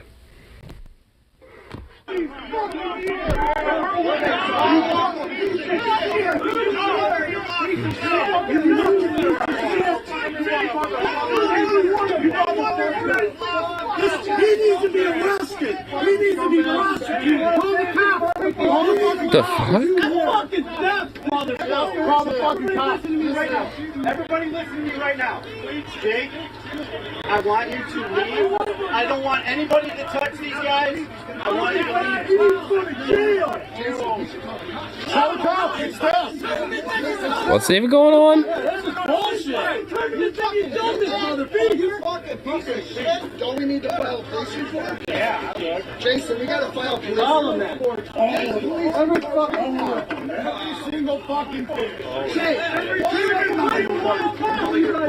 So there's like a little heavy weight in it? Like a little weighed ball in there or something? What's going on here? Okay, the OP actually made additional context post. This is a Lake Erie Walleye Trail Championship. This way, okay, whatever. The tournament goes off total weight. So the lead weights in the video were used to add 8 pounds to their total weight. First prize was $45,000. Oh. These guys have won prior qualifying events this year with prizes of $10,000 plus. There's some serious money at these tournaments between prizes and sponsors. It's more than just a challenge between friends. The tournament organizers handle it really well. The sponsors of the idiots caught them cheating or already speaking out against them. Good. Damn, so, okay, so that was going, okay, so it's NSFW because there were these dudes that they're talking about, like, have these lead balls, but they cut the fishes out. They were cutting them in front of everybody and taking these lead balls out in front of everybody. So they were just caught cheating by literally, like, taking their cheating, like, wares, these, like, 8-pound lead balls in front of everybody. So that all right, I understand the context now. So they were cheating bunch of scumfucks who wanted to basically scout money and steal money from people. Be like, no, you know what? I want to win fair and square by basically cheating and putting lead balls in fish and releasing them, and releasing and catching them, quote unquote. Like, dude, what a fuck, dude, what a fuck, bro. I bet he like releases them while he's already out there. And then essentially already has them, like, on a line, and then just, like, kind of lets it, like, drift away. And he's like, oh, hey, look, I happen to got one. That's probably how he did it. Dude, what a fuck. Oh, there's some more shit of Iran here, it looks like.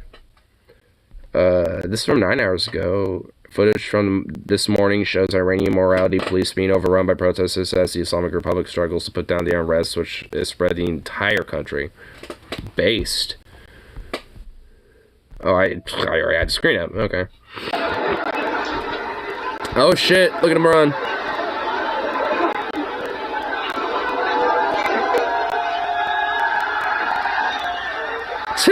Look at him! Yeah.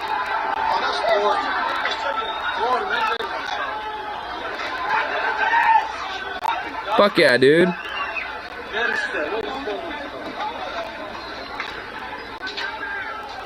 Dude, I love how there's so many men, you know, going along. And there's a kid! There's like a little kid along with this, too. Fuck yeah, dude.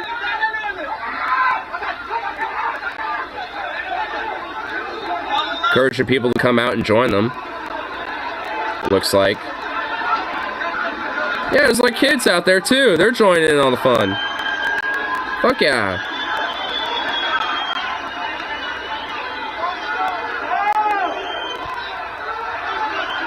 I could tell that guy right there is a metalhead. I saw him.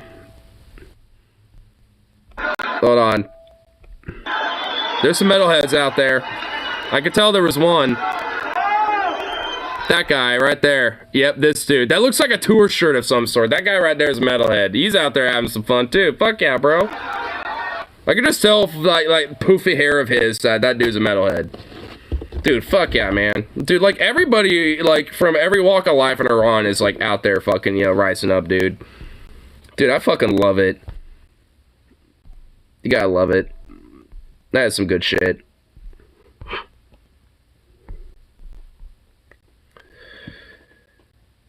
Another one? Oh, God, this is probably gonna be bad.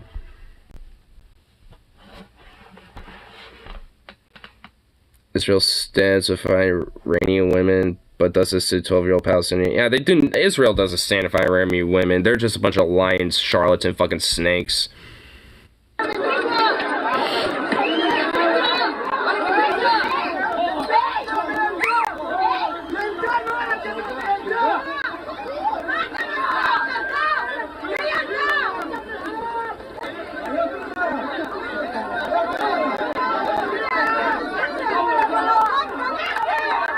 Yeah, fuck these pieces of shit.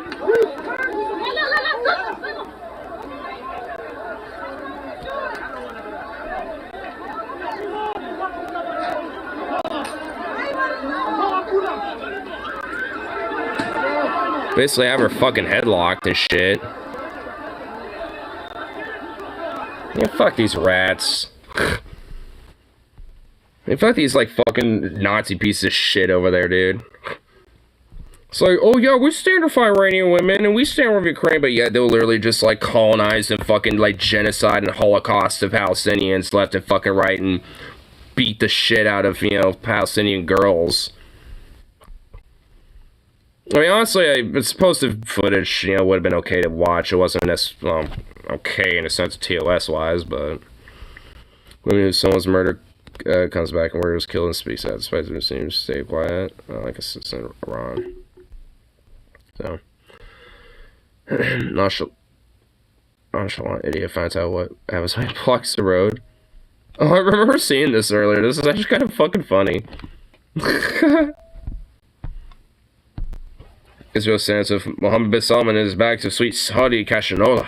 Yeah, they really do.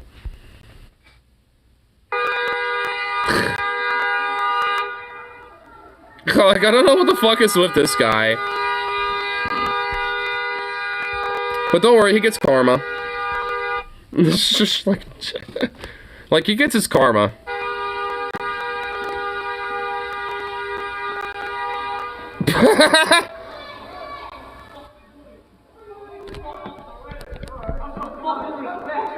Have some fucking respect, man.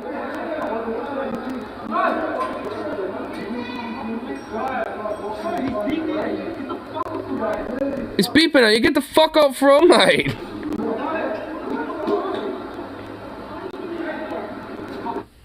Then he like slowly proceeds to go back on the road. If you can tell, he's just like, I'm gonna go back on the road and just like fucking annoy this red car that's about to like, you know, drive on through. It's like, dude, what the fuck?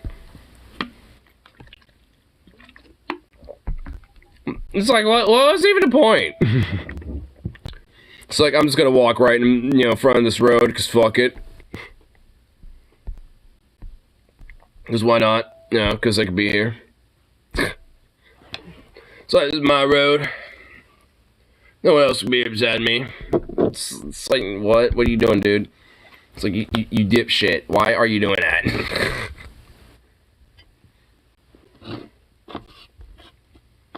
It's one of the rare times where it's just like, yeah, you probably deserve to get pushed out of the fucking road. Because honestly, like, that's a dude who was legit being too nice in his car.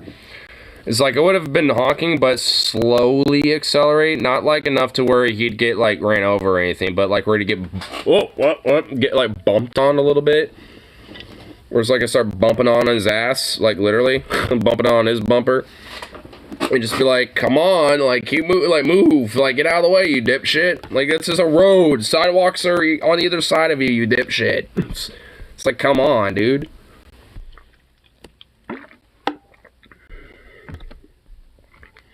It's like that. It's just like, man, like, humanity is a special species, isn't it? Because, like, what? It's like, what the fuck? How, like, why, like, and how are you that dumb? It's like, you know you're hearing the car, like, honk endlessly behind you, but you're just like, nah, I'm just gonna keep walking. So you don't have earbuds in. And even then, you would hear that even with earbuds in. Oh my god, this dog's like knocked the fuck out. What the fuck? What a goof.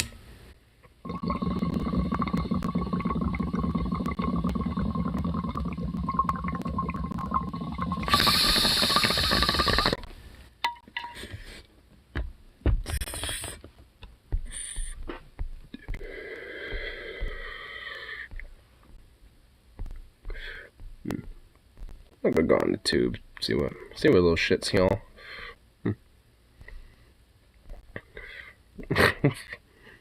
If Pixar villains are charged for their crimes too, or there's like a little, like, someone's actually making like a little series about this. Do you know what, that would actually be kind of interesting? God damn, you know what, that is actually something that kind of does pique interest.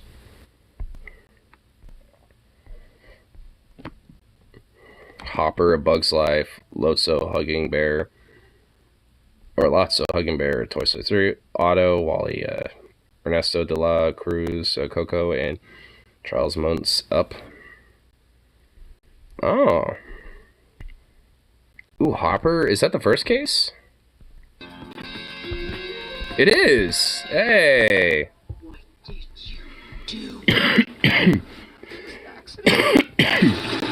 I legitimately actually love this movie. It's actually a very pro working class film.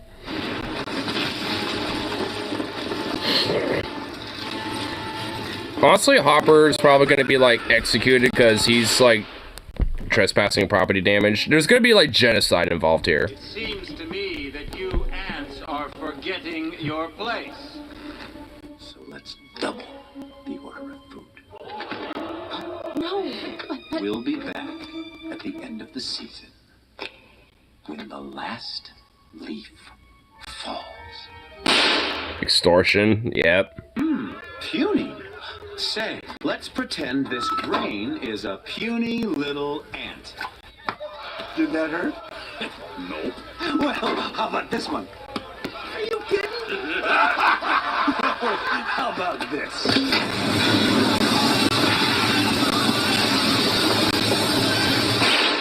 Second-degree murder. It's well, it's gonna get worse than that. It's all the food, he's gonna squish the queen to remind him who's boss. Then she's dead, they cry, boo-hoo, we go home, end of story. conspiracy to commit regicide. More like genocide.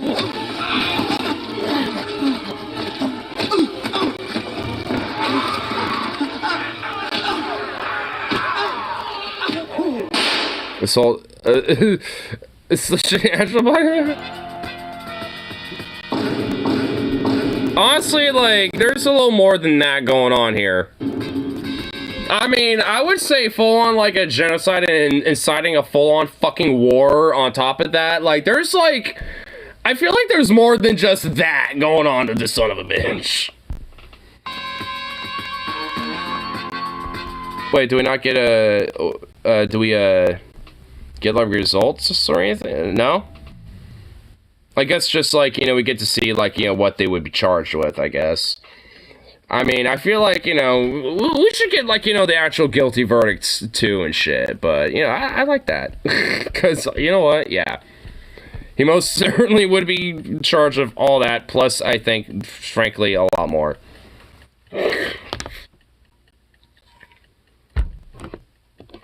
But legit, it's actually, like I said, Bug's Life is actually kind of like a pro-working class kind of film and shit a little bit, and it's really good. Like, honestly, that whole scene where he did the second-degree murder, like, I was actually kind of a theme towards that.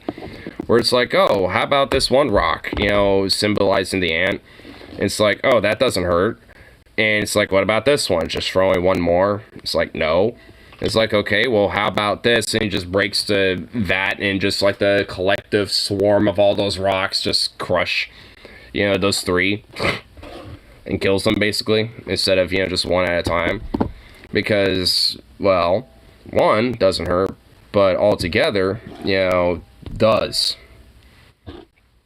When it comes to, like, you know, the, like, whole labor mess and shit. If, like, you know, because the whole extortion thing is also kind of works like, hey, we have to make you all work double time and shit, like, and make you work all overtime and make more product and more productivity for us. You know, so there's, like, the whole extortion part of it, too. So it's, like, a very anti-capitalist, very pro-worker type of movie. Even as an adult, it's actually an enjoyable film. I haven't watched it since I was a kid, but I've seen scenes of it since. Obviously, with that, too. And, you know, it's still enjoyable. Still enjoyable to this day. At least, you know, to some extent, CGI actually kind of holds up fairly well. So... it's back when Pixar is actually still fairly good. It didn't have that, like, same, like, generic-ass fucking animation style that they do now. It was before all that shit, too. So, you know, the good Pixar days.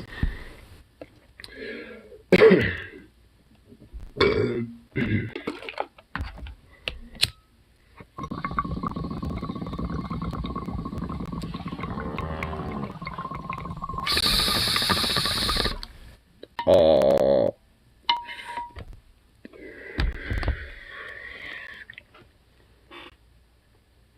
Look at you. He's so cute. Cute little dorky boy. What's up? What's up, buddy?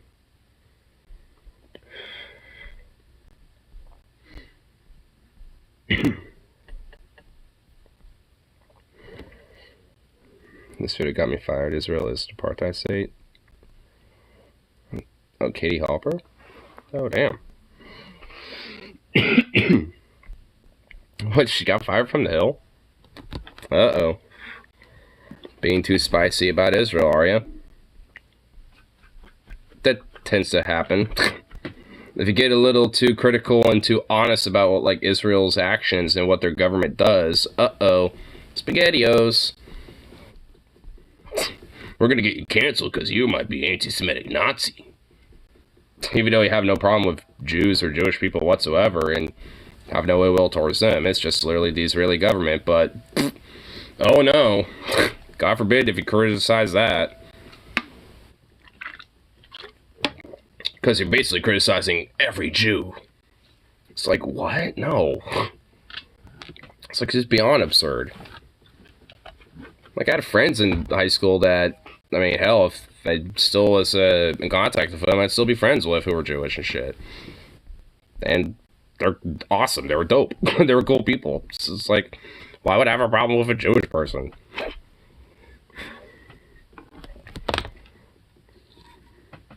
It's like, oh, well, it's like, oh, if you criticize the government by proxy, that means you're just criticizing the entire people, too. It's like who, what in, like, who in his right fucking mind honestly legit just thinks that? And honestly, there are some people who don't think that, but somehow will make, like, an exception of the rule with, like, Israel about it. It's like, huh? It's like, what, they get, like, the golden pass and the exception of the rule logic? It's like, fuck that. Boo. Like, no country is exempted from that shit. It's like, yeah, there is the rule of the exception of the rule, but the one time where that don't count is countries. And nation states. So, nah, fuck that.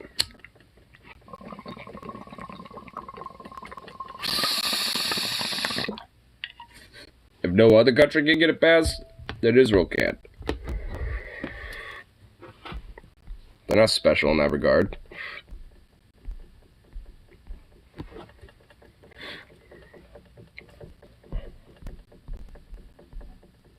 Yeah, seems just like any other little things on tube, and doesn't really look like too much.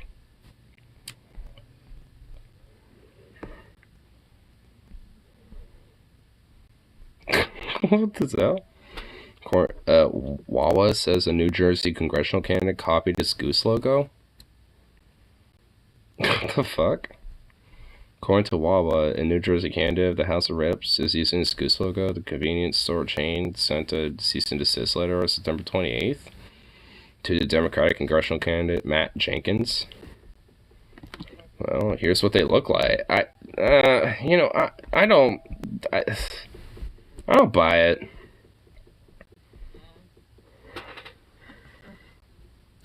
I honestly don't buy it, because the goose for Wawa is angled, while the two geese for Jenkins are like at a flat, horizontal plane for both of them.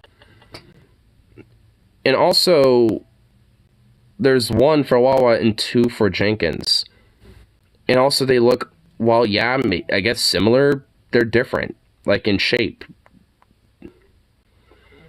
I mean, you can say that he was, that there was probably, like, coincidence. I'd say that, like, you can say there's coincidence to it, but I'd say there's enough of a difference to say that, like, there's, it's not copied at all. Like, that's not a copy. Literally just a virtue of the fact that there's two geese, too, I think, shows that that's not, like, a fucking copy. It's basically patent trolling, where a corporation tries to bully someone into expensive legal... Yep. The wings are completely different. One wing has straight out, while the others have bent wings. The company doesn't own goose silhouettes. Hey, at least people in the YouTube community post comment sections agree. There's enough of a difference. I doubt very much of this would hold up in court. Yeah, honestly, they look nothing alike except for the fact they're both depiction of zoo geese. No one actually, when political reports were damaged the campaign, a lot of questions similar to Wawa. Jenkins replied, that was the point. For a lot of people in our district, Wawa represents them. We launched this race to replace Chris Smith. I want our logo to feel instantly familiar. Later, Claire found similarities or a coincidence. Okay, I was right with my assumption then. Like, it's, coincidence because, I mean, in some part it is inspiration, but it's enough of its own thing that it's not a copy. It's just coincidence that they happen to look familiar, because there's somewhat of a point as to why, because, it's, I mean, it's a part of the whole symbology of what he's trying to represent. If, like, what is it, New Jersey, considering it's very, Wawa apparently is really big there, You know, it's just like, yeah, a lot of people are going to see that and be like, hey, it kind of looks like the Wawa goose a little.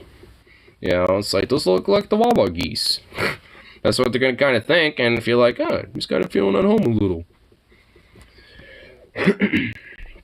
Company Wawa doesn't want to have ties to politics, and this politician, this guy's basically meant that use brings familiarity and ties to the community to get votes. Doesn't matter if the logos are exactly the same or differ. It's weird that Jenkins first says he wants the logo to feel instantly familiar, so he grabs one that people in the community recognize because it's a popular regional store chain, but then says similar is coincidental. He's totally riding the brand familiarity. Okay, so what? Like, okay, this alright, that's like the one comment I somewhat disagree with. I mean, yeah, so I mean the point is that the company Wawa is trying to do some cease and desist shit, which is basically just like, hey, I mean, there's enough of a difference, you know, to be where I think that would be like not worthy and meritable in court.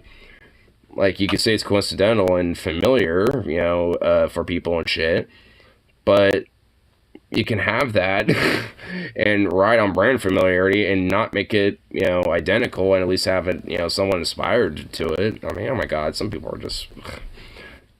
I think there's some people that are overthinking that. Which Wawa logo is actually identical to Matt. It's not the newer one. Matt admits the oracle using Wawa as brand recognition. Okay, so I guess, honestly, there is mixed opinions in the comments of that, I guess. Lamau, apparently the GOP are starting to turn to Ukraine. Went from no America's left behind to Cucker and CPAC. Putin's just trying to secure his borders. Well, not necessarily. Like, the GOP and a lot of the fucking far right, you know, have always been pretty sympathetic and friendly with Putin. Like, because they all, like, you know, like the fact that he's a strongman nationalist that, you know, is, like, you know, basically has, like, a good grip on his country or whatever the fuck. So, you know, they idolize him for a lot of that shit. I mean, you know, it's kind of reason why Trump was buddy-buddy with him to a lot of degree and shit. So, I guess, like, yeah, they're kind of, you know, they are, you know, to an extent, because they know they couldn't outright be, you know, fervently pro-Putin and shit, but, you know, now, I'm not necessarily surprised that because it's going on for so long, and there are people, you know, like me, honestly, that are just, like, you know, sick of the fact that America's just, you know, forking over billions to Ukraine basically every fucking week. So it's a different block of GOP that want troops on the ground because I've literally seen right-wing signs calling for more military action. Yeah. I mean, it's, I think, a little mixture of both. I mean, I think there's, because, you know, I think it really is just the fact there is mixed opinion on it on the right, where there are some that want the whole America Lingo Jingo shit side of things, where they want to have military action done there, and basically side of the, you know, neolibs and, on that shit. And then there's, you know, more of the far-right fasci types that basically, you know, want to, you know, push itself, you know, more towards, you know, like Putin's element and sphere and shit.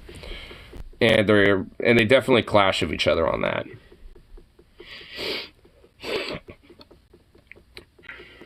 I don't like the U.S. involved. I support Ukraine, though. It should be the EU and UN, not the U.S. Yeah. I mean, it's like, I mean, it really is like an issue where it is mainly primarily European issue. Like, the U.S. doesn't necessarily have to be involved. Like, you know, for the first month or so, sure, like, you know, giving them a little aid here and there, like, you know, even back then I wasn't really against it, but at this point, it's like, it's going on for so fucking long, we need to focus back over here now. Like, we've given them enough aid, you know, Europe can, you know, pick up the slack, you know, and shit a little bit, and, you know, they can handle it. Like, Ukraine's already been going on a counteroffensive, and honestly, it's been holding on pretty well for the most part. You know, all things considered, you know, because of, at least prior to things, you know, people had assumptions that Ukraine probably wasn't going to last long. I mean, now people are pretty confident they're going to last quite a while.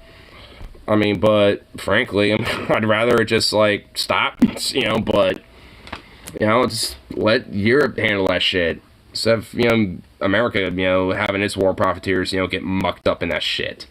This is a part of the reason why I think it, is continuing to be prolonged. Just the fact that war profiteers from the U.S. and in the EU, to an extent as well, make a lot of fucking bank off of this. It's not in their fucking profit interest, to have the war stop, because the bullets stop, being put out on the factories and shit. The tanks stop rolling out of the armory factories and all that shit. That wouldn't be good for them, because war's a racket after all. So, I mean, it's just like, I'd rather have less war profiteers involved in that shit, because then there's, in a lot of ways, more of an incentive, for peace at that point.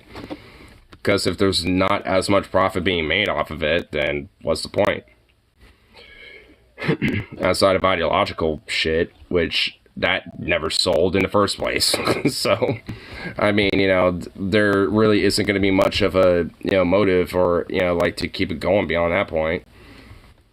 Because U.S. war profiteers are, very internationally influential and have a very strong grip, not just in the U.S., but globally on when it comes to a lot of fucking geopolitical action and shit. So to have them fuck off from it would probably honestly do a lot of fucking good.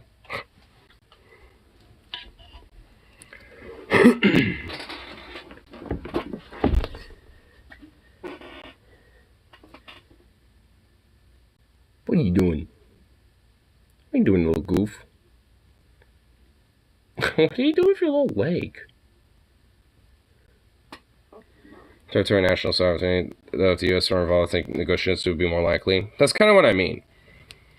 Obviously, like, when it comes to, like, the motivations and shit, obviously, like, the territory national sovereignty for Ukraine specifically is, their main motivation, which I don't blame, obviously. Like, I'm for that. Like, because I've never been against, the Ukrainian people and, them fighting to defend their own sovereignty and their own nation and shit. But at this point, I just see, so much of, like, its own government being influenced so much by these war profiteers that there's not much of an incentive, to have peace, at this rate. I mean, obviously, I don't have an issue with these counteroffensive stuff like that. That's actually, kind of some good news about it overall. I mean, like I said, because I'm not against it, but, I mean, like, at this point, it's like, until I hear, like, oh, yep, there's peace negotiations that are actually coming to fruition, and there could be a final, legitimization to a peace deal within, like, the next week or something. Like, at this point, I don't really have much of a, care about it outside of just, like, the U.S. needing to fuck off from it at this rate.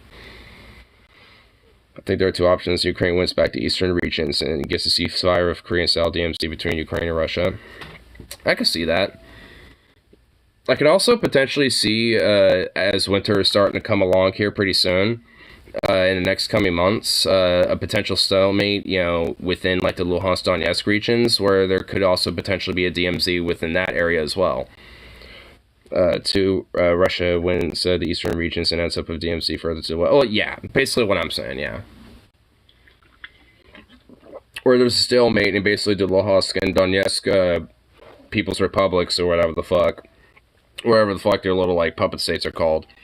Like, yeah, they're essentially going to be, like, the DMZ lines. Along with probably, like, that northeastern border as well. And Crimea, too. I mean, at the day, Russia, wouldn't... If that ended up being the case, so when it came to the second option, like, honestly, I mean... like, that shit basically is just gonna be, like, all, like, very little to gain for so much effort. It's like, damn. I definitely don't think Ukraine will want Crimea back. Yeah, I don't think so either. I mean, like, mainly just because, like, once they get up to the point of where they have to cross into, to get to Crimea, that's the logistical issue. Like, I mean, that's where Russia has a strong advantage, because they've also had Crimea since 2014, so they've had time to build up there. So, like, at this point, it's gonna, like, unless they think of, like, some sort of, like, paratroop drop or some special forces, operation, like, prior to, like, logistical crossover into that area or some shit, or, like, did, like, some sort of a naval invasion, like, somewhere else, on the island, and then fucking, you know, set up like a little like HQ, you know, or like a little FOB in there. Plus, it's doubtful there's many Ukrainians left in Crimea. Well, at this point, definitely not. But I'm sure there's probably a lot of, like, you know, Ukrainians and, you know, probably, like, ethnic Crimeans and shit like that that would probably, you know, would feel emboldened to return and probably, you know, fight back a little. But I got no clue.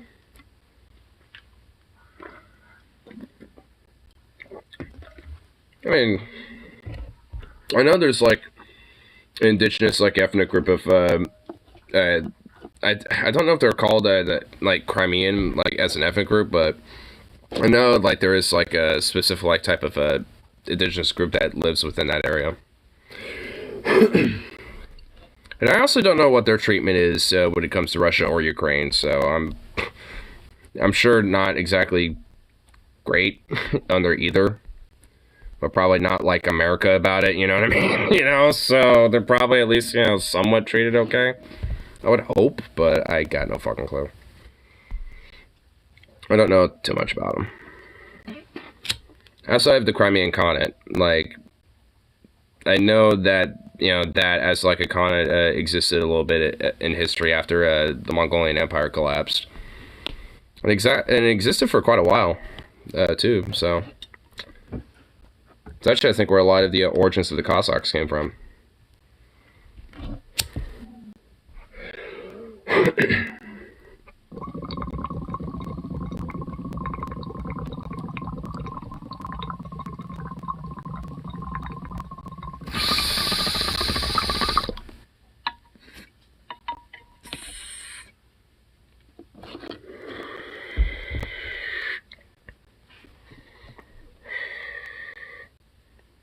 I think the best case scenario is Russia's murked come winter. What's funny is that whenever it comes to war in Russia, Russia usually has winter as its advantage. This might be the one war where it isn't. Outside, oh no, wait, no, there's the winter war with Finland. Funny, it's like when Russia is on the defensive, winter is his best friend. When it's on the offensive, winter is his worst enemy. It's like Russia should know about how winter works.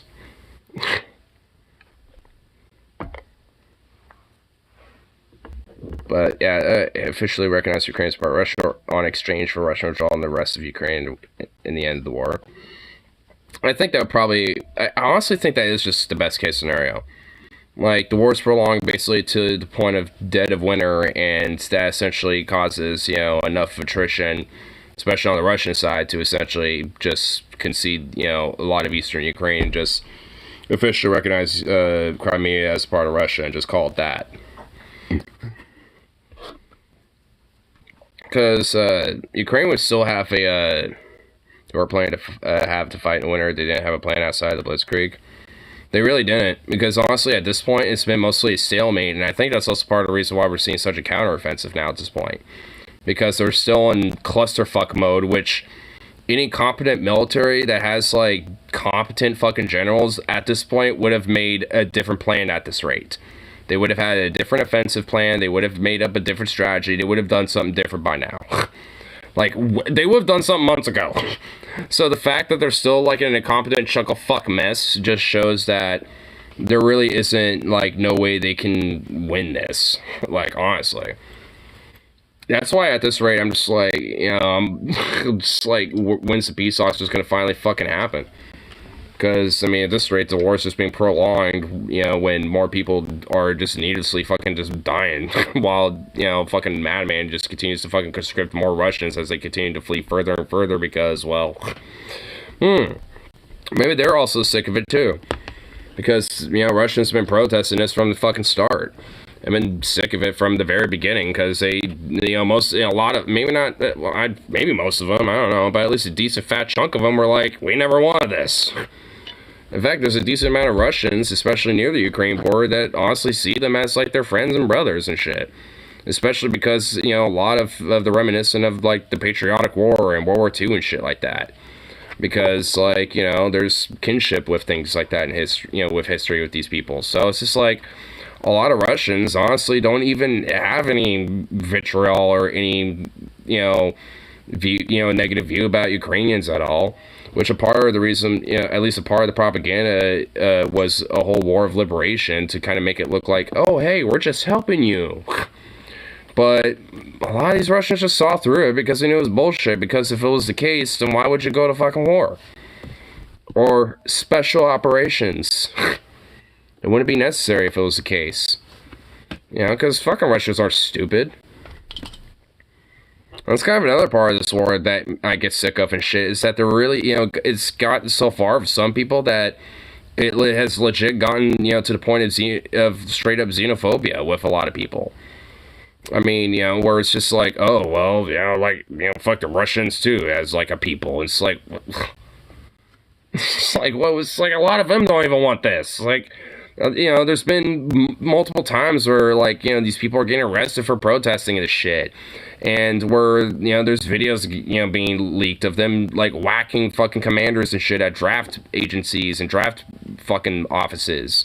And some of them burning them down and shit like that. So it's like, I mean, you kidding me? I mean, in a lot of ways, they're just as fucking, resilient as, Ukrainians are about this shit, because they have to deal, with a lot of their fucking shit, directly from these motherfuckers. Because they have, the whole state and government watching them like a hawk everywhere they fucking go. Like, their liberation war already came back in, like, what, the early 2000s or whatever the fuck? After Yeltsin.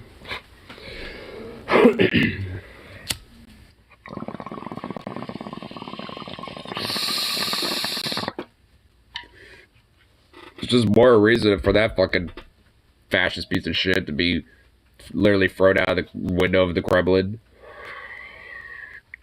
In the window of, like, one of the spiral towers, that, like, the tallest one, like, it has, like, 3 or 4 different, like, spiral towers or some shit, but there's, like, a very big-ass tall one. Just go to the highest window of that one, just chuck fucking poo-poo out there. Vladdy poo-poo. Just push him. Because, I don't know. I want to see if he'll look like a pancake at the end of it. Like a strawberry pancake. The fuck did... What's his paw? What? What? Well, you want to see Vladdy Poo Poo become a pancake as well? Do you... I still like the ejection chair idea. Yeetus Letus. Well, have an ejection chair aimed, so it is aimed at that window, so he gets injected right out the window. So we can have both. Compromise. That works. Fuck Putin. I mean, for real, it's just like basically put like an entire fucking, people, like a nation of people and shit. Well, 2 nations of people, basically. Under like even more exploitation and more fucking oppression and more fucking bullshit than they already were dealing with. And for what? Because of his weird ideas of grandeur and power and shit. It's like, fuck that. Fuck you. Boop. Vladdy Poo Poo, you are indeed a turd and a piece of shit. Yeetus Deletus from the ejection chair right out the Kremlin window. To look like a strawberry banana crepe. See if you look like a crepe. A fine, delicious crepe indeed.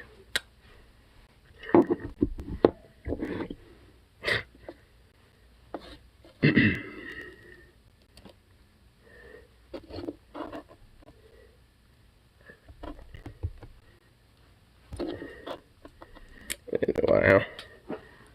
Get this last bowl smoked up here. And good for the fine rest of the lovely little evening. And what are you doing? Man, you're being a butt right now, huh? You're just being a little turd. What's with you? Huh?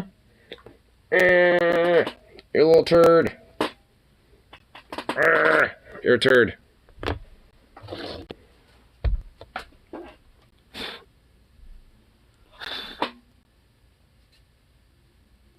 You're being a turd.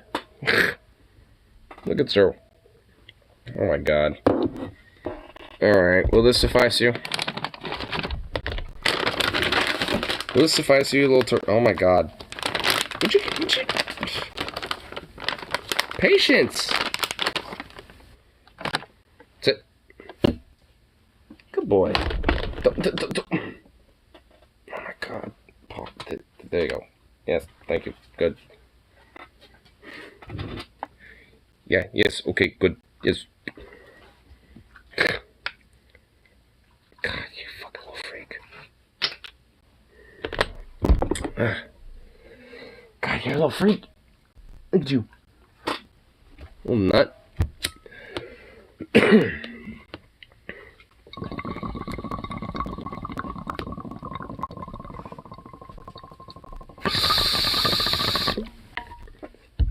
What are you doing?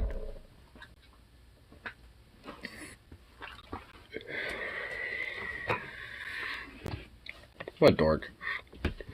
Anyway.